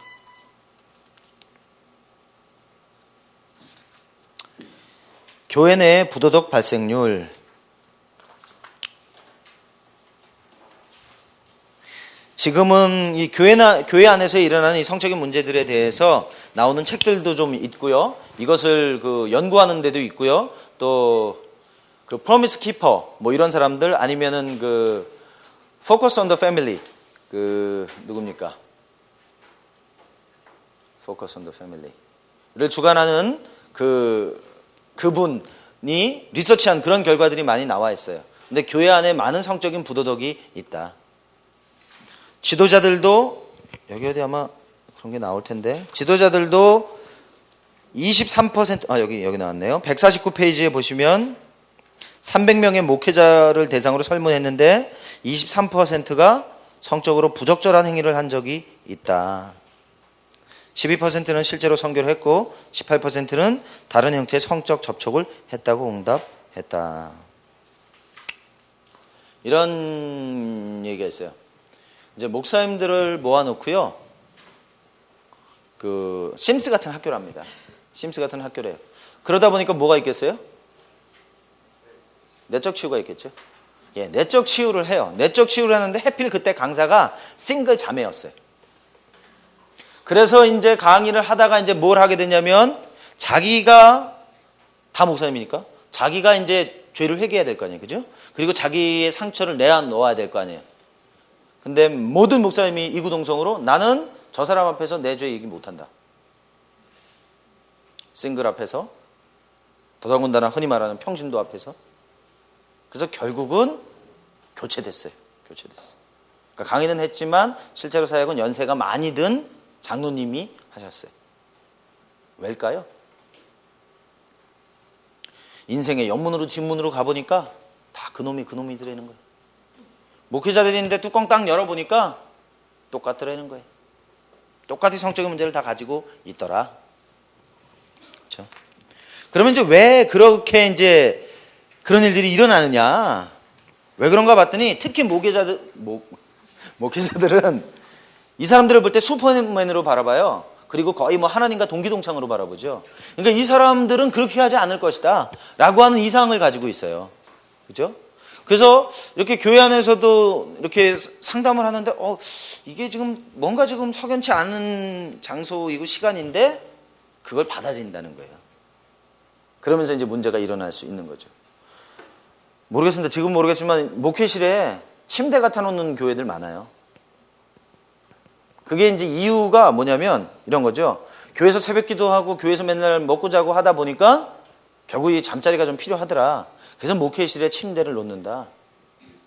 되도 않는 소리지, 되도 않는 소리. 자기 집 가서 자지. 주님을 사랑해서 교회에 쓰잖아? 그게 아니란 말이에요. 그러니까 그거 자체가 이미 여지를 두고 있는 거예요. 실제로 그렇지 않다 할지라도. 그렇죠? 그래서 그거는 저는 뭐 매우 반대하는 사람입니다. 그래서 그런 그것이 한 가지 이유가 되고요. 여기 보면 그런 얘기 나오는데 150페이지에 사역에 들어가는 사람들이 성경적, 신학적 세계는 잘 알지만 순진무구하고 실제 세계는 잘 모른다. 이것도 분명히 이유가 될 거예요. 이거는 성직자들이 목회자들이 원하는 게 아니에요. 그런데 말리는 거예요. 쉽게 말하면. 의도를 가진 사람이 접근하는 거예요. 대만 목사님이 계셨는데 저랑 같이 이제 훈련받았던 그 자매님이 결혼한 목사님이에요. 이 목사님이 대만에서 목회를 하는데 아주 기가 막혀요. 그 자매들이 휘황찬란한 옷을 입고 맨 앞자리에 앉아가지고 옷 짧은 치마 입고 다리 이렇게 꼬고 앉아가지고 의도된 행동을 한다는 거예요. 미치겠대. 그렇다고 가라. 그럴 수는 없잖아요. 그죠? 그게 안 되니까 그것이 이제 계속 괴로움이 되는데 문제는 보호막이 없으면 결국 조금이라도 이제 틈이 보여지거나 연약해지면 공격당하게 된다는 거예요. 그죠? 그래서 뭐 쌍방과실이긴 하지만 그런 일들이 계속해서 일어나고 있다. 그래서 뭐 여기 이제 나중에 쭉 읽어보시면 그런 얘기 나오지만 너도 나도 조심하자. 사람은 사람이다. 그죠? 사람은 사람이에요. 그리고 이제 그런 문제를 가져온다는 얘기는 대부분 목회자가 가정에서 문제가 있는 거예요. 아내하고 문제가 있는 거예요. 그죠? 그래서 교회에서 그런 문제들, 어느 목회자가 부흥회 가면 꼭 여전도사를 데리고 가. 희한한 케이스죠. 근데 이런 케이스가 몇 돼요. 아니 와이프를 데리고 가지 왜 여전도사를 데리고 가. 여전도사가 기도를 많이 한대. 능력이 있대. 예언을 한대. 근데 그게 왜 데리고 갈 이유가 돼요? 말이 안 돼. 말이 안 돼. 또 이런 경우도 있어요. 목회지를 옮길 때마다 자기가 총회하는 여전도사를 데리고 가요. 굉장히 건강한 것처럼 보이고 참 굉장한 저기신가 보다. 근데 사실은 뚜껑을 열어보니까 그렇지 않더라는 거예요. 거기에 있어서는 안 되는 관계들이 있다. 또 지나치게 너무 열심히 일하기 때문에 목회자들이 힘에 지나도록 일해요. 번아웃 되기 전까지 일하죠. 그럼 몸도 피곤하고 마음도 피곤해요. 그럼 집에 가면 편하냐? 집에 가면 아내가 없고 사모님만 있어요. 그러니까 없다. 자기 쉴 곳이 없다. 그래 어떻게 해요? 결국 자기를 잘 이해해 줄 만한 사람? 목회자들이 만나는 사람들의 80% 이상은 다 자매입니다. 그죠? 자, 목회자는 계속해서 사회 활동을 합니다. 사모님은 집에 있을 가능성이 있겠죠? 아내는 집에 있을 가능성이 있겠죠? 그러면 아내는 점점 도태되겠죠? 남자는 점점 더 활동적이 되어져 가겠죠? 그런데다가 요람에서 무덤까지는 아니지만 아주 어린 나이부터 연세가 많은 분들까지 만나게 되겠죠? 어렵다. 그래요. 끝에서 두 번째 보면 목회자들은 또한 그들이 발각되지 않을 것이라는 잘못된 마술적인 사고를 갖는다. 나는 수많은 선한 이런 일을 했어. 그래서 괜찮을 거야. 나는 안수 받았어. 이래서 괜찮을 거야.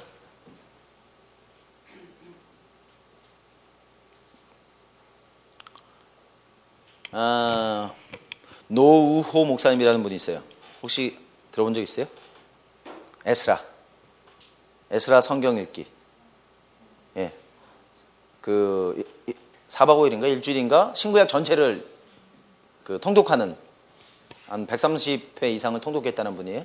그분이 이제 제가 그분 테이프를 들으면서 깜짝 놀랐어요. 이분이 어느 나병 환자촌에서 일했던 목사님을 소개합니다. 정말 대단한 분이라는 거예요. 어느 정도냐면 실제 나병 환자의 고름을 입으로 다 빨아내고 토해내고, 왜냐면 이 나병 환자촌에서 그 목사님을 인정하지 않았대요. 저 사람 그만 왔다 갈 거야. 근데 너무너무 헌신적으로 했어요. 헌신적으로 해가지고 이제 인정을 받고 사랑을 받았어요. 근데 그러다가 어떤 문제가 생겼냐면 이분이 이제 이 목사님이 아내하고 문제가 있어요. 그러다 보니까 문제가 있겠죠. 거기서 이제 그 나병 환자들하고 그렇게 사는데 아내가 좋아하겠어요? 결국 이 아내는 도망갔다고요. 도망갔어요. 자, 그러고 나니까 이 분이 어떻게 되겠어요? 문제가 됐겠죠. 그래서 결국 어떻게 됐냐면 그 교회 집사님의 딸하고 문제가 생겼어요. 자, 근데 이것에 대해서 어떤 시각으로 바라보느냐? 이 노 목사님께서 그렇게 바라보는 거예요. MP3에서 나오는 이야기가 하나님께서 그렇게 하나님 앞에 헌신하고 충성하는 그런 분들은 그냥 그런 일들이 일어나도 그냥 용납해 주시는 것 같다. 그렇게 얘기를 해요. 근데 그 테이프 안에서의 분위기는 다 동조하는 분위기.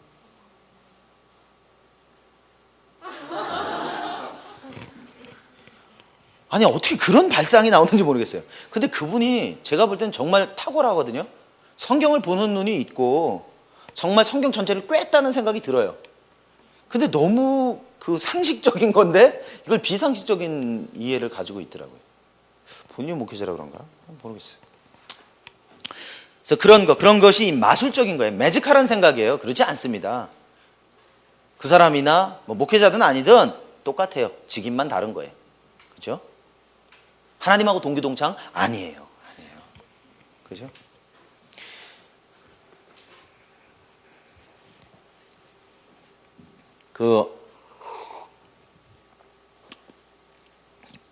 정확한 얘기인지 모르지만 그런 얘기 있죠. 천국에 갔단 말이에요. 천국에 갔더니 중국집이 있더라는 거예요. 그죠? 그래갖고 이제 중국집에 딱 간 거예요. 중국집에 딱 갔더니 이제 사람들이 앉아가지고 그 짜장면 시켜 먹고 있더래요.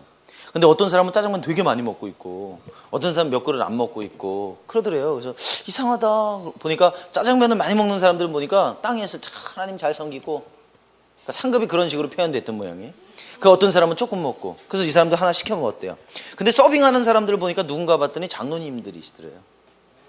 그 이상해. 그러면 저기 저 짜장면 저렇게 많이 드시는 분 저 목사님이신가요? 아니.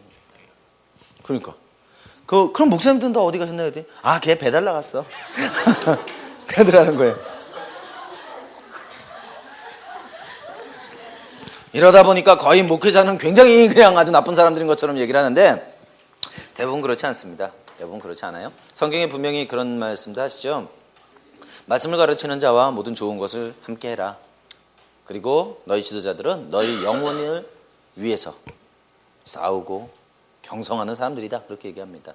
근데 문제는 그렇지 않은 분들이 이제 자꾸 물을 흐리기 때문에 그런 영역에 대해서 우리가 이해할 필요가 있고 그런 사람들이 있다면 도움을 주고 받아야 될 필요가 있다. 그런 의미로 이제 말씀드리는 겁니다. 자, 이제 쭉 넘어가고요. 자, 교회의 징계와 회복. 요거 어제 우리 잠깐 얘기했죠. 교회 징계와 회복이라고 하는 것. 교회는 분명히 이 일에 대해서 성적인 문제에 대해서 징계해야 됩니다. 그리고 또 회복시켜줘야 됩니다.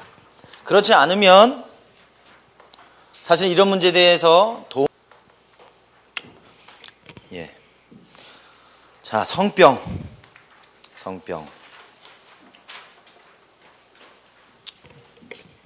제가 이제 상담하다가 보면 이제 연세가 좀 있는 분들, 자매님들 상담하다 보면 그런 얘기가 많이 나와요.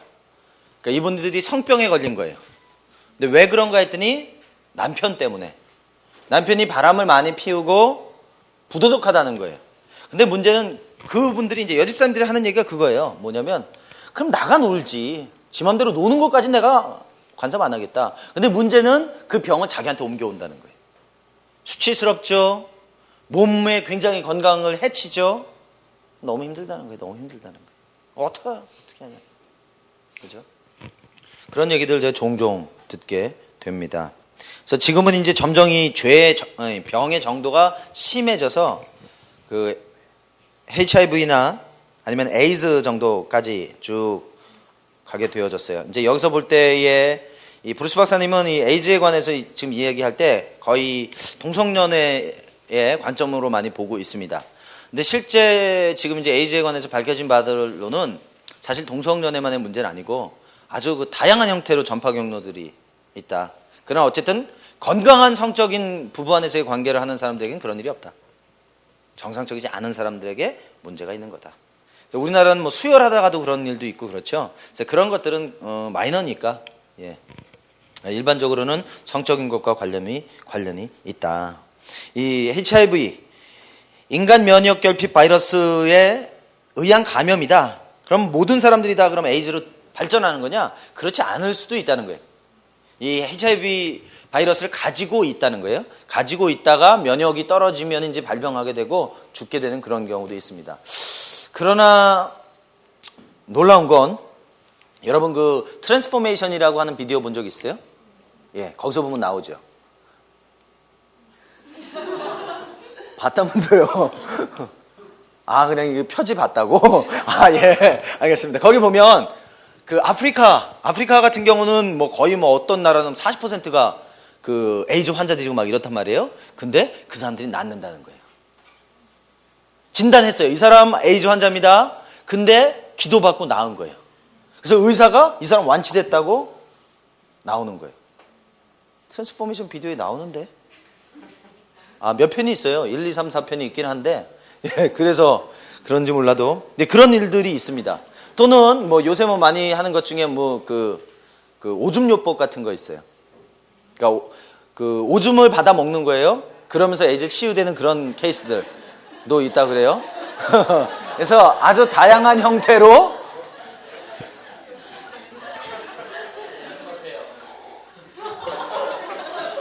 이게 뭐 그렇게 좋아할 만한 내용은 아니었었는데 예. 그래서 지금 계속 이제 이게 연구되어지고 있는데 어느 뭐 한 10년 전까지만 해도 에이즈 그러면 거의 불가능한 영화 필라델피아. 그죠? 누굽니까? 그 주인공. 다 알아, 다만스는. 그죠? 그 사람이 이제 동성연애자로 결국 죽음을 맞이하는 그런 내용이죠. 그래서 그런 정도, 그래서 결국 다 죽는다! 그렇게 얘기되는데, 이제는 난치병 정도. 이제는 많이 개발되어져서, 이제 몸 관리만 잘 해주면 문제없이 살 수 있는, 예. 그런 정도까지 되어져 가고 있다고 얘기합니다. 자, 그래요. 그래서 abnormal sexuality를 가지게 되면 결국은 이러한 여러 가지 문제에 노출되어진다. 성적 부도덕을 어떻게 치료하느냐? 성적 부도덕을 치료하는 데 있어서 보통 이제 몇 가지 반응이 있는데 타조 반응이 있다. 타조 반응 뭐예요? 부인하고 문제를 무시하는 겁니다. 모래바닥에다가 머리 쳐박죠. 머리 쳐박으면 자기는 살 수 있을 거라고 믿는 거예요. 아무도 날 못 보겠지. 그죠? 그런 게 타조 반응이고, 은폐 반응은 뭐냐면 냅두는 거예요. 알고 있지만 그냥 지나가는 거예요. 사마리아 사람 이야기 나올 때 나오는 레위인과 바리새인 같은 그런 케이스예요. 어우, 저 더러워. 넘어가자. 피해가는 거. 자, 그 다음에 암의 반응. 이거는 뭐예요? 비난하고 판단하고 정죄하는 반응입니다. 만약에 어떤 사람이 에이즈에 걸려가지고 교회 출석한다? 우리나라 현실적으로 불가능합니다. 그죠? 아마 권고해서 다른 데 가도록 할 겁니다. 그렇겠죠? 자, 선한 사마리아인 반응. 그죠? 불쌍히 여기고 상처를 싸매주고 여관에 맡기고 돌봐주고 내가 돌아올 때 돈 더 들면 내가 더 갚겠습니다. 그런 식의 태도가 필요합니다. 그죠? 그래서 성적 가해자는 대부분 아무 곳으로부터 용납받지 못합니다. 사회적으로도 용납받지 못합니다. 사실 우리가 볼 때도 굉장히 좀 부담스러울 수 있습니다. 그죠? 그러나 우리 안에 계신 예수 그리스도는 그렇다 할지라도, 그죠? 그 사람들에 대해서 건강하게 사랑으로 녹일 수 있다고 믿습니다. 자, 포르노그래피 아까 나왔으니까 이제 넘어갈게요. 여기 보면 그 점검 목록에 보시면 쭉 나옵니다. 우리나라 상황에서의 포르노그래피는 뭐 잡지나 이런 건 아닌 것 같고 아마 가장 빠른 게 인터넷이겠죠. 인터넷 매체가 아마 전 세계 어디보다도 발달해 있기 때문에 이걸 통해서 여러분 아마 매일 열어보면 요새는 좀 덜하지만 옛날만 해도 거의 미치죠. 그죠? 어디서 그렇게 날라오는지 어떻게 내 메일 번호 알았냐 말이에요. 그죠? 그리고 차단을 해도 막 하는 그런 거. 근데 그래도 요새는 많이 강화돼 가지고 아마 지금은 그렇게 하면은 문제가 많이 생기는 것 같아요. 그래서 이제 거의 그렇게 하지 않죠. 근데 걱정스러운 건 저도 걱정스러운 건 뭐냐면 아이들이에요. 아이들이 이제 그 아이들 여러 가지 뭐 게임을 한다든지 컴퓨터를 하다가 이게 막 자동 팝업으로 떠버린단 말이에요. 그러면은 아이들이 당황합니다. 그리고 아이들이 굉장히 놀래요. 그래서 이제 엄마 아빠를 부르기도 해요. 그러나 그렇지 않은 경우는 그게 그냥 받아들여지고 잊혀져 버린단 말이에요. 근데 그게 남아있어서 왜냐하면 굉장한 자극이었으니까 영향을 미칠 수 있다. 자, 예, 이런 거는 4권에서 성중독 할 때 얘기했죠. 여기 이제 자유행위도 아까 얘기했던 내용들이 다 여기 나오는 내용입니다. 자유행위가 죄냐 아니냐. 지금 여기 린페인 같은 사람 일종의 자기애성이다 뭐 이런 식으로 얘기했다 그랬어요. C.S. 루이스도 이것에 대해서 얘기했고. 자, 여기 이제 하나 나오는 것 중에 저산소 기호증. 하여튼 머리들도 좋아. 이런 걸 어떻게 생각해내는지 모르겠는데 이제 충동적 자유행위를 하다가 그것이 도를 지나치면 어떻게 되냐면요, 목을 매는 거예요. 목을 매거나 이제 목도리를 감거나 어떤 특정한 걸 가지고 목을 꽉 조이면 어떻게 됐어요? 숨을 못 쉬겠죠? 그러면서 자유행위를 한다는 거예요. 그러면 더 강한 자극을 느끼겠죠? 그러다가 실제로 죽을 수도 있고 그런 거. 이런 머리 갖고 하나님 나라를 위해 썼으면 진짜 예수님 12번도 더 오셨을 것 같은데 글쎄요. 자, 자유행위를 어떻게 다룰 것이냐? 죄책감을 다뤄야 된다. 죄책감을 다루라. 포르노그래피를 없애라. 뭐 당연합니다. 싹 다 없애야 돼. 선물로 주면 안 돼요. 다 없애야 돼. 제가 옛날에 그 영국 선교사님 중에 정병산 형제님이라는 분이 있어요. 그분이 이제 뭘 얘기했냐면 사탄 그 대중음악의 숨겨진 사탄의 영향 뭐 이런 강의를 했어요. 그 강의를 듣고서 이제 제가 굉장히 임프레스 해가지고 교회 와서 그 학생애들한테 그때만 해도 이 LP판 그 레코드판이 많았거든요. 특히 이제 헤비메탈 듣는 아이들 뭐 AC/DC라든지 뭐 그런 거 또는 뭐 호텔 캘리포니아나 오지 오스본이나 뭐 그런 사람들 이런 사람들 걸 굉장히 많이 모으고 막 이랬다고요. 그래가지고 이제 그런 얘기를 했어요. 그런 얘기를 했더니 그 친구가 하는 얘기가 그럼 이거 다른 사람한테 선물할까요? 야 그럼 너는 살고 걘 죽이겠다는 거냐? 그런 게 아니라 그거 다 갖다 버려야 된다. 그래서 재밌는 놀이 했어요. 뭐였냐면 그거 가지고 원반 던지기 했어요. 넓은 데서 원반 던지기 하고 그래서 이제 다 없애버렸는데 이제 그 지금 얘기하니까 이제 그 생각이 나네요. 싹 다 없애야 된다. 태워버려야 된다. 그죠? 자, 투쟁하기를 포기하기. 제가 볼 때는 이게 아주 파워풀 스테이트먼트입니다. 투쟁하기를 포기해라. 여러분 오늘도 투쟁하는 분들이 있을 거예요. 그죠? 집에 가서 싸우고 생각과 싸우고 싸워서 되느냐? 이게 될 게 아니라는 거예요. 투쟁하기를 포기하면 훨씬 빨라요. 우리 맨날 얘기하는 건 뭐예요? 밑바닥으로 떨어져라. 밑바닥으로 떨어져라. 투쟁한다는 얘기는 뭐예요? 내가 할 수 있다는 얘기잖아요. 그죠? 이건 내가 할 수가 없어요. 여기까지 가야 돼요. 완전히 놔야 돼요. 내가 이 성적인 부도덕한 영역이 있는데 이 영역을 나는 안 된다. 이건 난 절대로 못하는 영역이야. 인정하고 받아들이시라. 그리고 주님께 도움을 구하고 여러분의 공동체에 도움을 구하시라. 그러면 변화될 수 있어요. 그죠?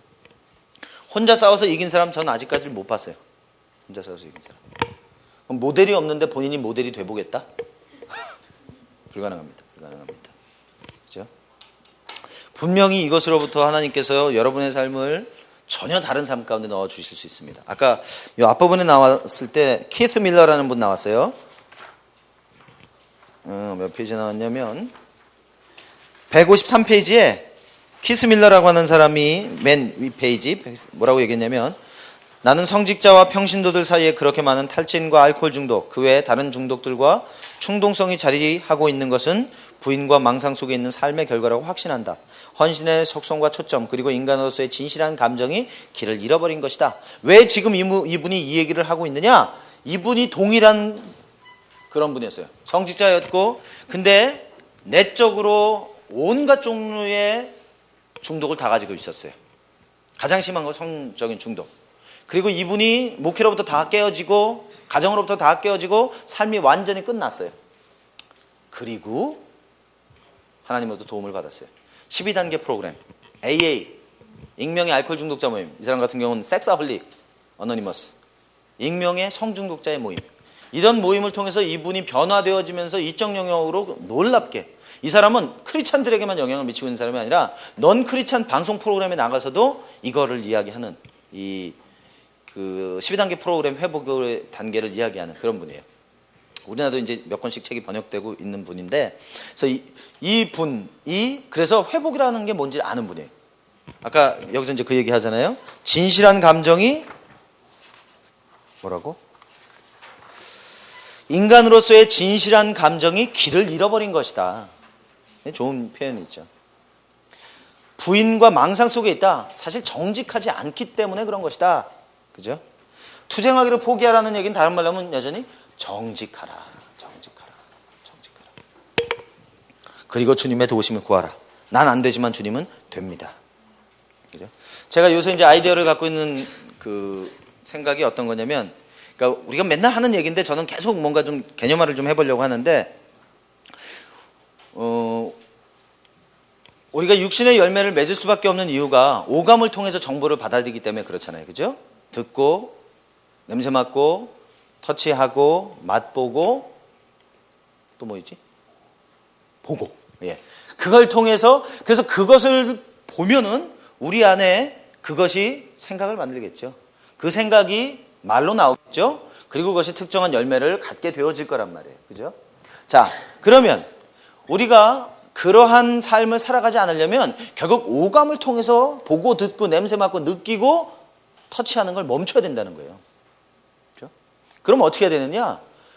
오감이 아닌 여섯 번째 감각, 즉 하나님으로부터 오는 음성이 우리의 삶을 지배하게 할 때 그 음성이 우리 안에 생각을 만들고 그분의 생각이 말을 만들고 그분의 말이 성령의 열매를 만들어내게 된다라고 하는 겁니다.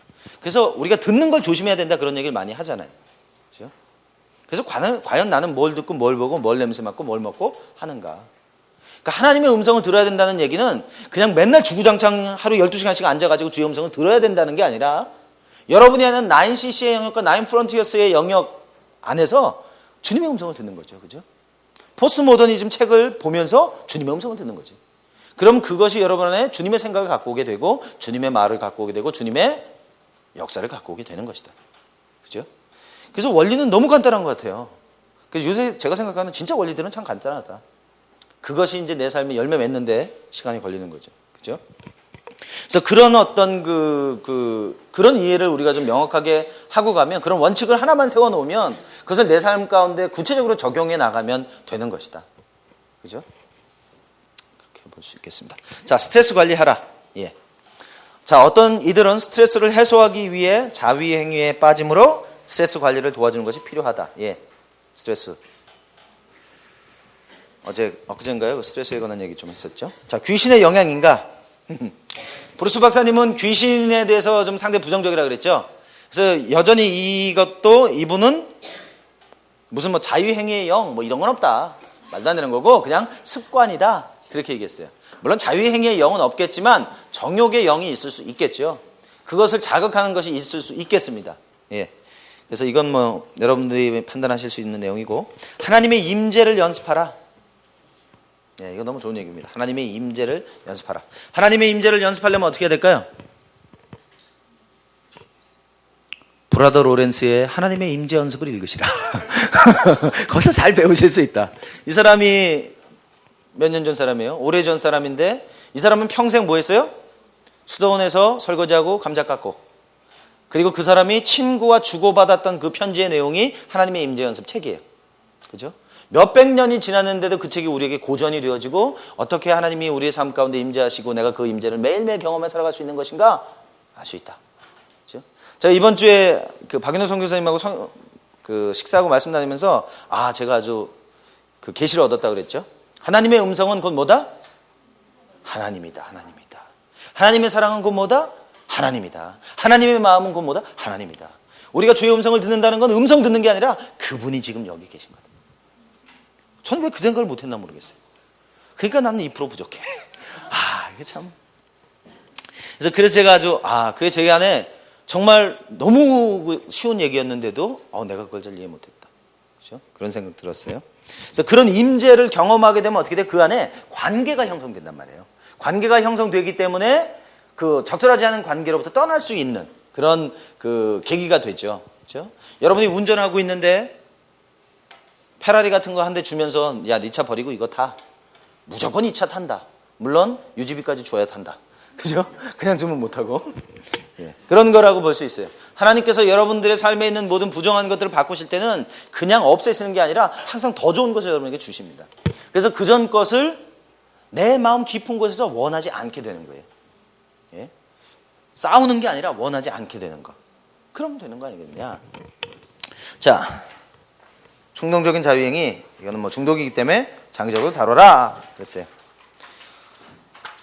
자, 결혼 내 성적 부도덕, 사랑 없는 충동적인 섹스, 이건 죄다. 그죠? 배우자 강간, 마찬가지고 문제가 있다. 오랄 섹스, 부부 안에서 가능하다. 자, 여기 나왔어요, 중간에. 존 앤 폴라 샌포드. 이 사람이 그 엘라이자 미니스트리의 거의 내적 치유에 30-40년 해왔던 1세대 사람인데 뭐라 그랬어요? 입과 혀는 음식을 먹고 말하기 위해 만들어진 것이며 성기는 성교를 위해 만들어진 것이다. 그래서 오랄 섹스는 죄다 라고 말하고 있습니다. 그러나 또 다른 사람들은 그것에 대해서 인정하고 있다. 밑에 내려가시면 클리포드와 조이스 패너라고 하는 부부가 또 이 부분에 대해서 아가서를 얘기하면서 좀 긍정적인 부분으로 바라보고 있다. 자, 오랄 섹스에 관해서 3가지. 자연스러운 거냐? 옳은 것이냐? 청결한 것이냐? 이 3가지를 쭉 이야기를 해보면 사실은 부부 안에서 서로 합의가 된다면 문제가 있지 않을 수 있다. 예, 뭐 학문 성교 아까 얘기했고 음행도 얘기했고. 자, 음행의 치료를 어떻게 해야 되느냐? 여기 이제 음행의 치료뿐만 아니라 다른 치료들도 다 비슷한 과정을 거치게 됩니다. 음행이라고 하는 부분을 다루려면 결국 가족에 관한 이야기를 이야기하지 않을 수가 없게 됩니다. 그죠? 그 사람이 그런 행동을 하게 된 배경에는 결국 여러 그 인풋이 있었기 때문에 그렇다. 치료의 동기를 부여해야 된다. 왜 이 얘기를 하냐면 어떤 사람은 이 치료받고자 하는 동기보다 의욕보다 그것을 유지하고 즐기고자 하는 유욕이 더 많아요. 그럼 그런 분은 어떻게 할 수 있느냐? 도와줄 방법이 없어요. 그죠? 왜? 그 사람은 밑바닥에 떨어져 있지 않기 때문에. 어떤 분이 그랬어요. 싱글이었어요. 싱글이었는데 이분이 그 치유 사역을 하러 왔어요. 성적인 부분에 대해서. 그래서 막 열심히 뭐 치유를 뭐 몇 시간을 하고 나서 그런 얘기했어요. 그 성적인 관계를 갖고 있는 사람이 유부남이었어요. 이미 정상적이지 않은 관계죠. 정리해야 됩니다. 근데 그분이 사역 다 끝나고서 하는 얘기 싫어요. 와, 힘 뺀 거예요. 몇 시간 힘 뺀 거예요. 본인은 치유되고 싶지 않은 거예요. 그 관계를 유지해 가고 싶은 거예요. 이제 그러면 사실은 별로 도와줄 수 있는 방법이 없다. 그렇죠? 동기가 부여돼야 된다. 고백과 회개, 적개심 처리하기, 씻기는 기도, 가르침, 화해, 임신, 성병 뭐 이런 걸 쭉 얘기하는데 요거는 뭘로 할 수 있겠어요? TL 과정으로 하실 수 있어요. 그죠? 거기 다 7가지 단계 다 있죠? 그래서 12단계 하시면서 요거 쭉 해서 할 수 있습니다. 사실혼 관계. 사실혼 관계를 어떻게 할 거냐? 여기 나왔어요. 즉시 결혼해라. 교회에서 결혼할 때까지 얼마 동안 별거하라. 이거는 이렇게 해야 하는데 저는 전혀 다른 얘기를 가지고 이 얘기를 좀 해볼게요. 뭐냐면요. 저는 호주에서 처음 운전을 했어요. 운전면허를 딸 기회가 없었어요. 맨날 전도하러 다니느라고. 거의 비웃는데. 진짜로 캠퍼스하고 맨날 예배하고 중보기도 하고 영적 전쟁하고 맨 그런 거 하고 쫓아다니느라고 면허 딸 시간이 없었어요, 진짜로. 그래서 이제 호주에서 처음에 면허를 땄는데 거기는 면허 형태가 어떻게 돼 있냐면 제일 처음에 필기시험을 봐요. 필기시험 이제 혼자 공부하고 가가지고 컴퓨터 앞에 앉아서 필기시험 보는 거예요. 그래서 이제 그 점수가 되면 합격돼요. 그러면 L자 면허를 받아요. L. Learner's License예요. 그러니까 노란 L자. 그거 좀 창피하겠죠. L자를 받으면 혼자는 운전 못 하는데요. 안 배워서도 풀 라이센스를 가진 사람이 있으면 운전할 수 있어요. 그죠? 우리나라 같은 경우는 보통 그냥 라이센스가 있으면 옆에 앉으면 운전을 할 수 있어요. 자, 근데 제가 생각해도 참 희한한데 저는 면허를 따기 전에 차를 샀어요. 그러니 이게 아주 애물단지 아니에요? 면허는 없죠, 차는 있죠. 그래서 이제 최소한의 뭐였냐면 L자를 따고 나서 제가 라이센스 탄 사람 옆에 없는데 제가 운전했어요. 운전하고 다녔다고. 기도해가면서. 안 걸리기를 기도해가면서 다녔어요. 근데 계속 시간이 지나갈수록 제 마음에 하나님 찔림을 주셨어요. 이미 죄니까, 그죠? 근데 그걸 기도해갖고 보호해달라는 동막 되도 않는 거 한단 말이에요. 사실혼 관계 사람들이 그럴 수 있단 말이에요. 그렇게 이제 시간이 지나가다가 제 마음이 계속 어려워졌어요. 그래서 제 아내하고 얘기했어요. 여보, 도저히 안 되겠다. 내가 면허 따기 전까지는 이 차 이제 타지 않는다. 근데 운전을 안 하고 다니면요, 굉장히 불편해요. 가장 가까이 있는 샵까지 갈래도 1시간씩 걸어 다니고 그래야 되거든요. 근데 이제 이 운전하기를 멈춘다는 얘기는 그렇게 하겠다는 얘기를 말하는 거예요. 그래서 그렇게 어떻게 해요? 멈췄어요. 그리고 그때부터 몇 개월을 제가 그렇게 다녔어요. 제 주변에 있는 사람들이 저 일주일 못 간다. 저 일주일 못 가. 그랬거든요. 근데 죄인 줄 알았기 때문에 더 이상 제가 그게 더 괴로워가지고 차라리 걸어 다녔어요. 그리고 이제 나중에 시험을 봐가지고 붙었어요. 그게 이제 P라고 하는 라이센스를 받아요. 빨간색. 프로비저널이라고 하는 예비 라이센스를 받아요. 이제 이거 받고 나와서 요거 1년 동안 하면은 이제 보통 실버 라이센스가 주는 거예요. 이제 그런 것처럼 실제로 이제 난 관계없어요. 사실혼이고 부도덕하고 이런 관계 계속 가고 있었어요. 계속 가고 있었다가 이제 그것이 죄인 줄 알게 됐어요. 그러면 회개에 합당한 열매를 맺어야 돼요. 단순히 하나님 잘못했습니다 라고 말하는 것으로 해결되는 게 아니에요. 그죠? 만약에 여러분들이 누구 돈을 훔쳤다? 갚으라는 거죠. 그죠? 아우, 그거 어떻게 해요? 해라는 거예요. 근데 어떤 사람은 이미 연락이 되어지지 않을 수 있겠죠. 뭐 그런 거 할 수 없겠죠. 그죠? 그러나 이제 그렇지 않은 것들에 대해서는 분명히 결과가 있어야 된다. 결과를 줘라. 그래서 여기서도 이제 사실혼에 관해서 지금 그렇게 결론을 내고 있는 거예요. 외도, 동성애, 동성애. 동성과 성적 관계를 갖는 것이다. 여기는 상호 간의 자유행위, 오랄섹스, 학문, 성교가 포함된다. 양성의 소화기호증, 남성 강간, 뭐 이런 거 다 포함된다. 군대에서 성적인 폭행을 당해서 동성애자가 되는 경우들도 있고요. 어렸을 때 같은 성의 사람으로부터 성적인 학대를 받고 동성애자가 되는 우리 그 석천 형제, 그죠? 그 형제가 커밍아웃 하면서 자기 얘기했죠? 자기가 어렸을 때 성적으로 학대를 당했었다. 그죠? 그것이 이제 어떤 지금 그런 삶의 모양을 갖고 오고 있습니다. 그래서 여기 뭐 동성애라고 하는 건 어떤 형태냐? 뭐 이런 뭐 이야기도 있고요. 한번 나중에 읽어보시고, 또 동성애자들은 이런 식으로 이제 레즈비언들은 이런 식으로 한다. 뭐 이런 얘기 했어요. 여기 발생률 읽어보시면 이제 오류가 많은 킨제이 보고서 얘기가 쭉 나옵니다. 그 얘기 아까 한 얘기예요. 한번 여러분들이 나중에 읽어보시면 되고, 이 동성애의 원인을 이야기할 때 지금 이제 계속 이 동성애에 대한 것을 합리화하기 위해서 이것은 유전적인 것이다. 날 때부터 그런 거야. 그런 성향이 있어. 이런 식으로 지금 몰고 가려고 합니다. 이런 것처럼 내가 담배를 피우는 이유는 내 안에 이 담배를 피고자 하는 유전자가 내 안에 있기 때문에 그런 거야. 이건 내 책임이 아니야. 그렇게 얘기하는 거예요. 근데 그게 어떤 사람들한테 먹혀가고 있고 먹혀 들어가고 있어요. 예, 마찬가지입니다. 지금 동성애를 그런 식으로 바라보려고 하는 시도들이 계속해서 일어나고 있다는 거예요. 그렇지 않죠? 예. 여기 이제 동성애 주요 원인, 정서적, 성적, 지적, 영적, 언어적 이런 상처들이 동성애 원인이 될 수 있겠습니다. 그래서 여기 이야기들 쭉 나오고, 자, 동성애 치료. 동성애 치료 같은 경우도 단기간에 되어지지 않고요. 제가 이제 동성애 분들을 사역을 해봤는데 많은 경우 실제로 한두 번의 사역으로 다뤄준 케이스는 몇 케이스 안 되고요. 대부분의 케이스는 장기적입니다. 지속적이고 장기적인 관계가 필요해요.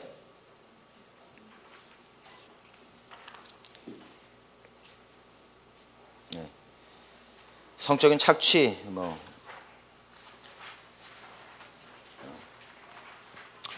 다 넘어가겠습니다. 다 넘어가고요. 네, 여러분들이 다 읽어보시는 걸로 하고 마치면 좋겠는데요. 여기 이제 성기능 부전과 성치료에 관한 걸 한번 나중에 쭉 읽어보시면, 여러분들이 이제 싱글이시거나 또는 이제 이미 가족이 있으시지만 이 성기능 부전하고 관련된 그 부분이 있으실 수 있어요. 어떤 뭐 발기부전이라든지 또는 그 오르가즘을 느낄 수 없다든지 또는 성에 대해서 아주 무관심하거나 혐오하다든지 이제 그런 부분에 관해서 여기서 어떻게 그럼 이런 것들을 다뤄야 될 것이냐, 그래서 어떤 거는 좀 구체적인 내용들까지 나와 있습니다. 그래서 쭉 읽어보시면서 여러분들을 좀 점검해 보시고, 그것이 이제 어떤 것이든지 수치스럽거나 부끄러워해야 되는 것은 아니고 적절하게 도움을 받으시면 효과적으로 다뤄질 수 있습니다. 그리고 그 의료적인 부분들은 병원에서 아주 효과적으로 다뤄줄 수 있기 때문에 특히 싱글인 경우들은 결혼하기 전에 그런 부분들을 다루실 수 있으면 훨씬 건강한 결혼 생활을 할 수 있겠다고 생각이 됩니다. 자, 지금 10시가 다 됐는데요. 10시까지 쉬시고, 10시부터 저희가 좀 전체 리뷰하면서 이 지금까지 했던 것들을 서로 좀 나누고 피드백도 좀 하고 그런 시간 갖겠습니다. 괜찮을까요? 수고하셨습니다.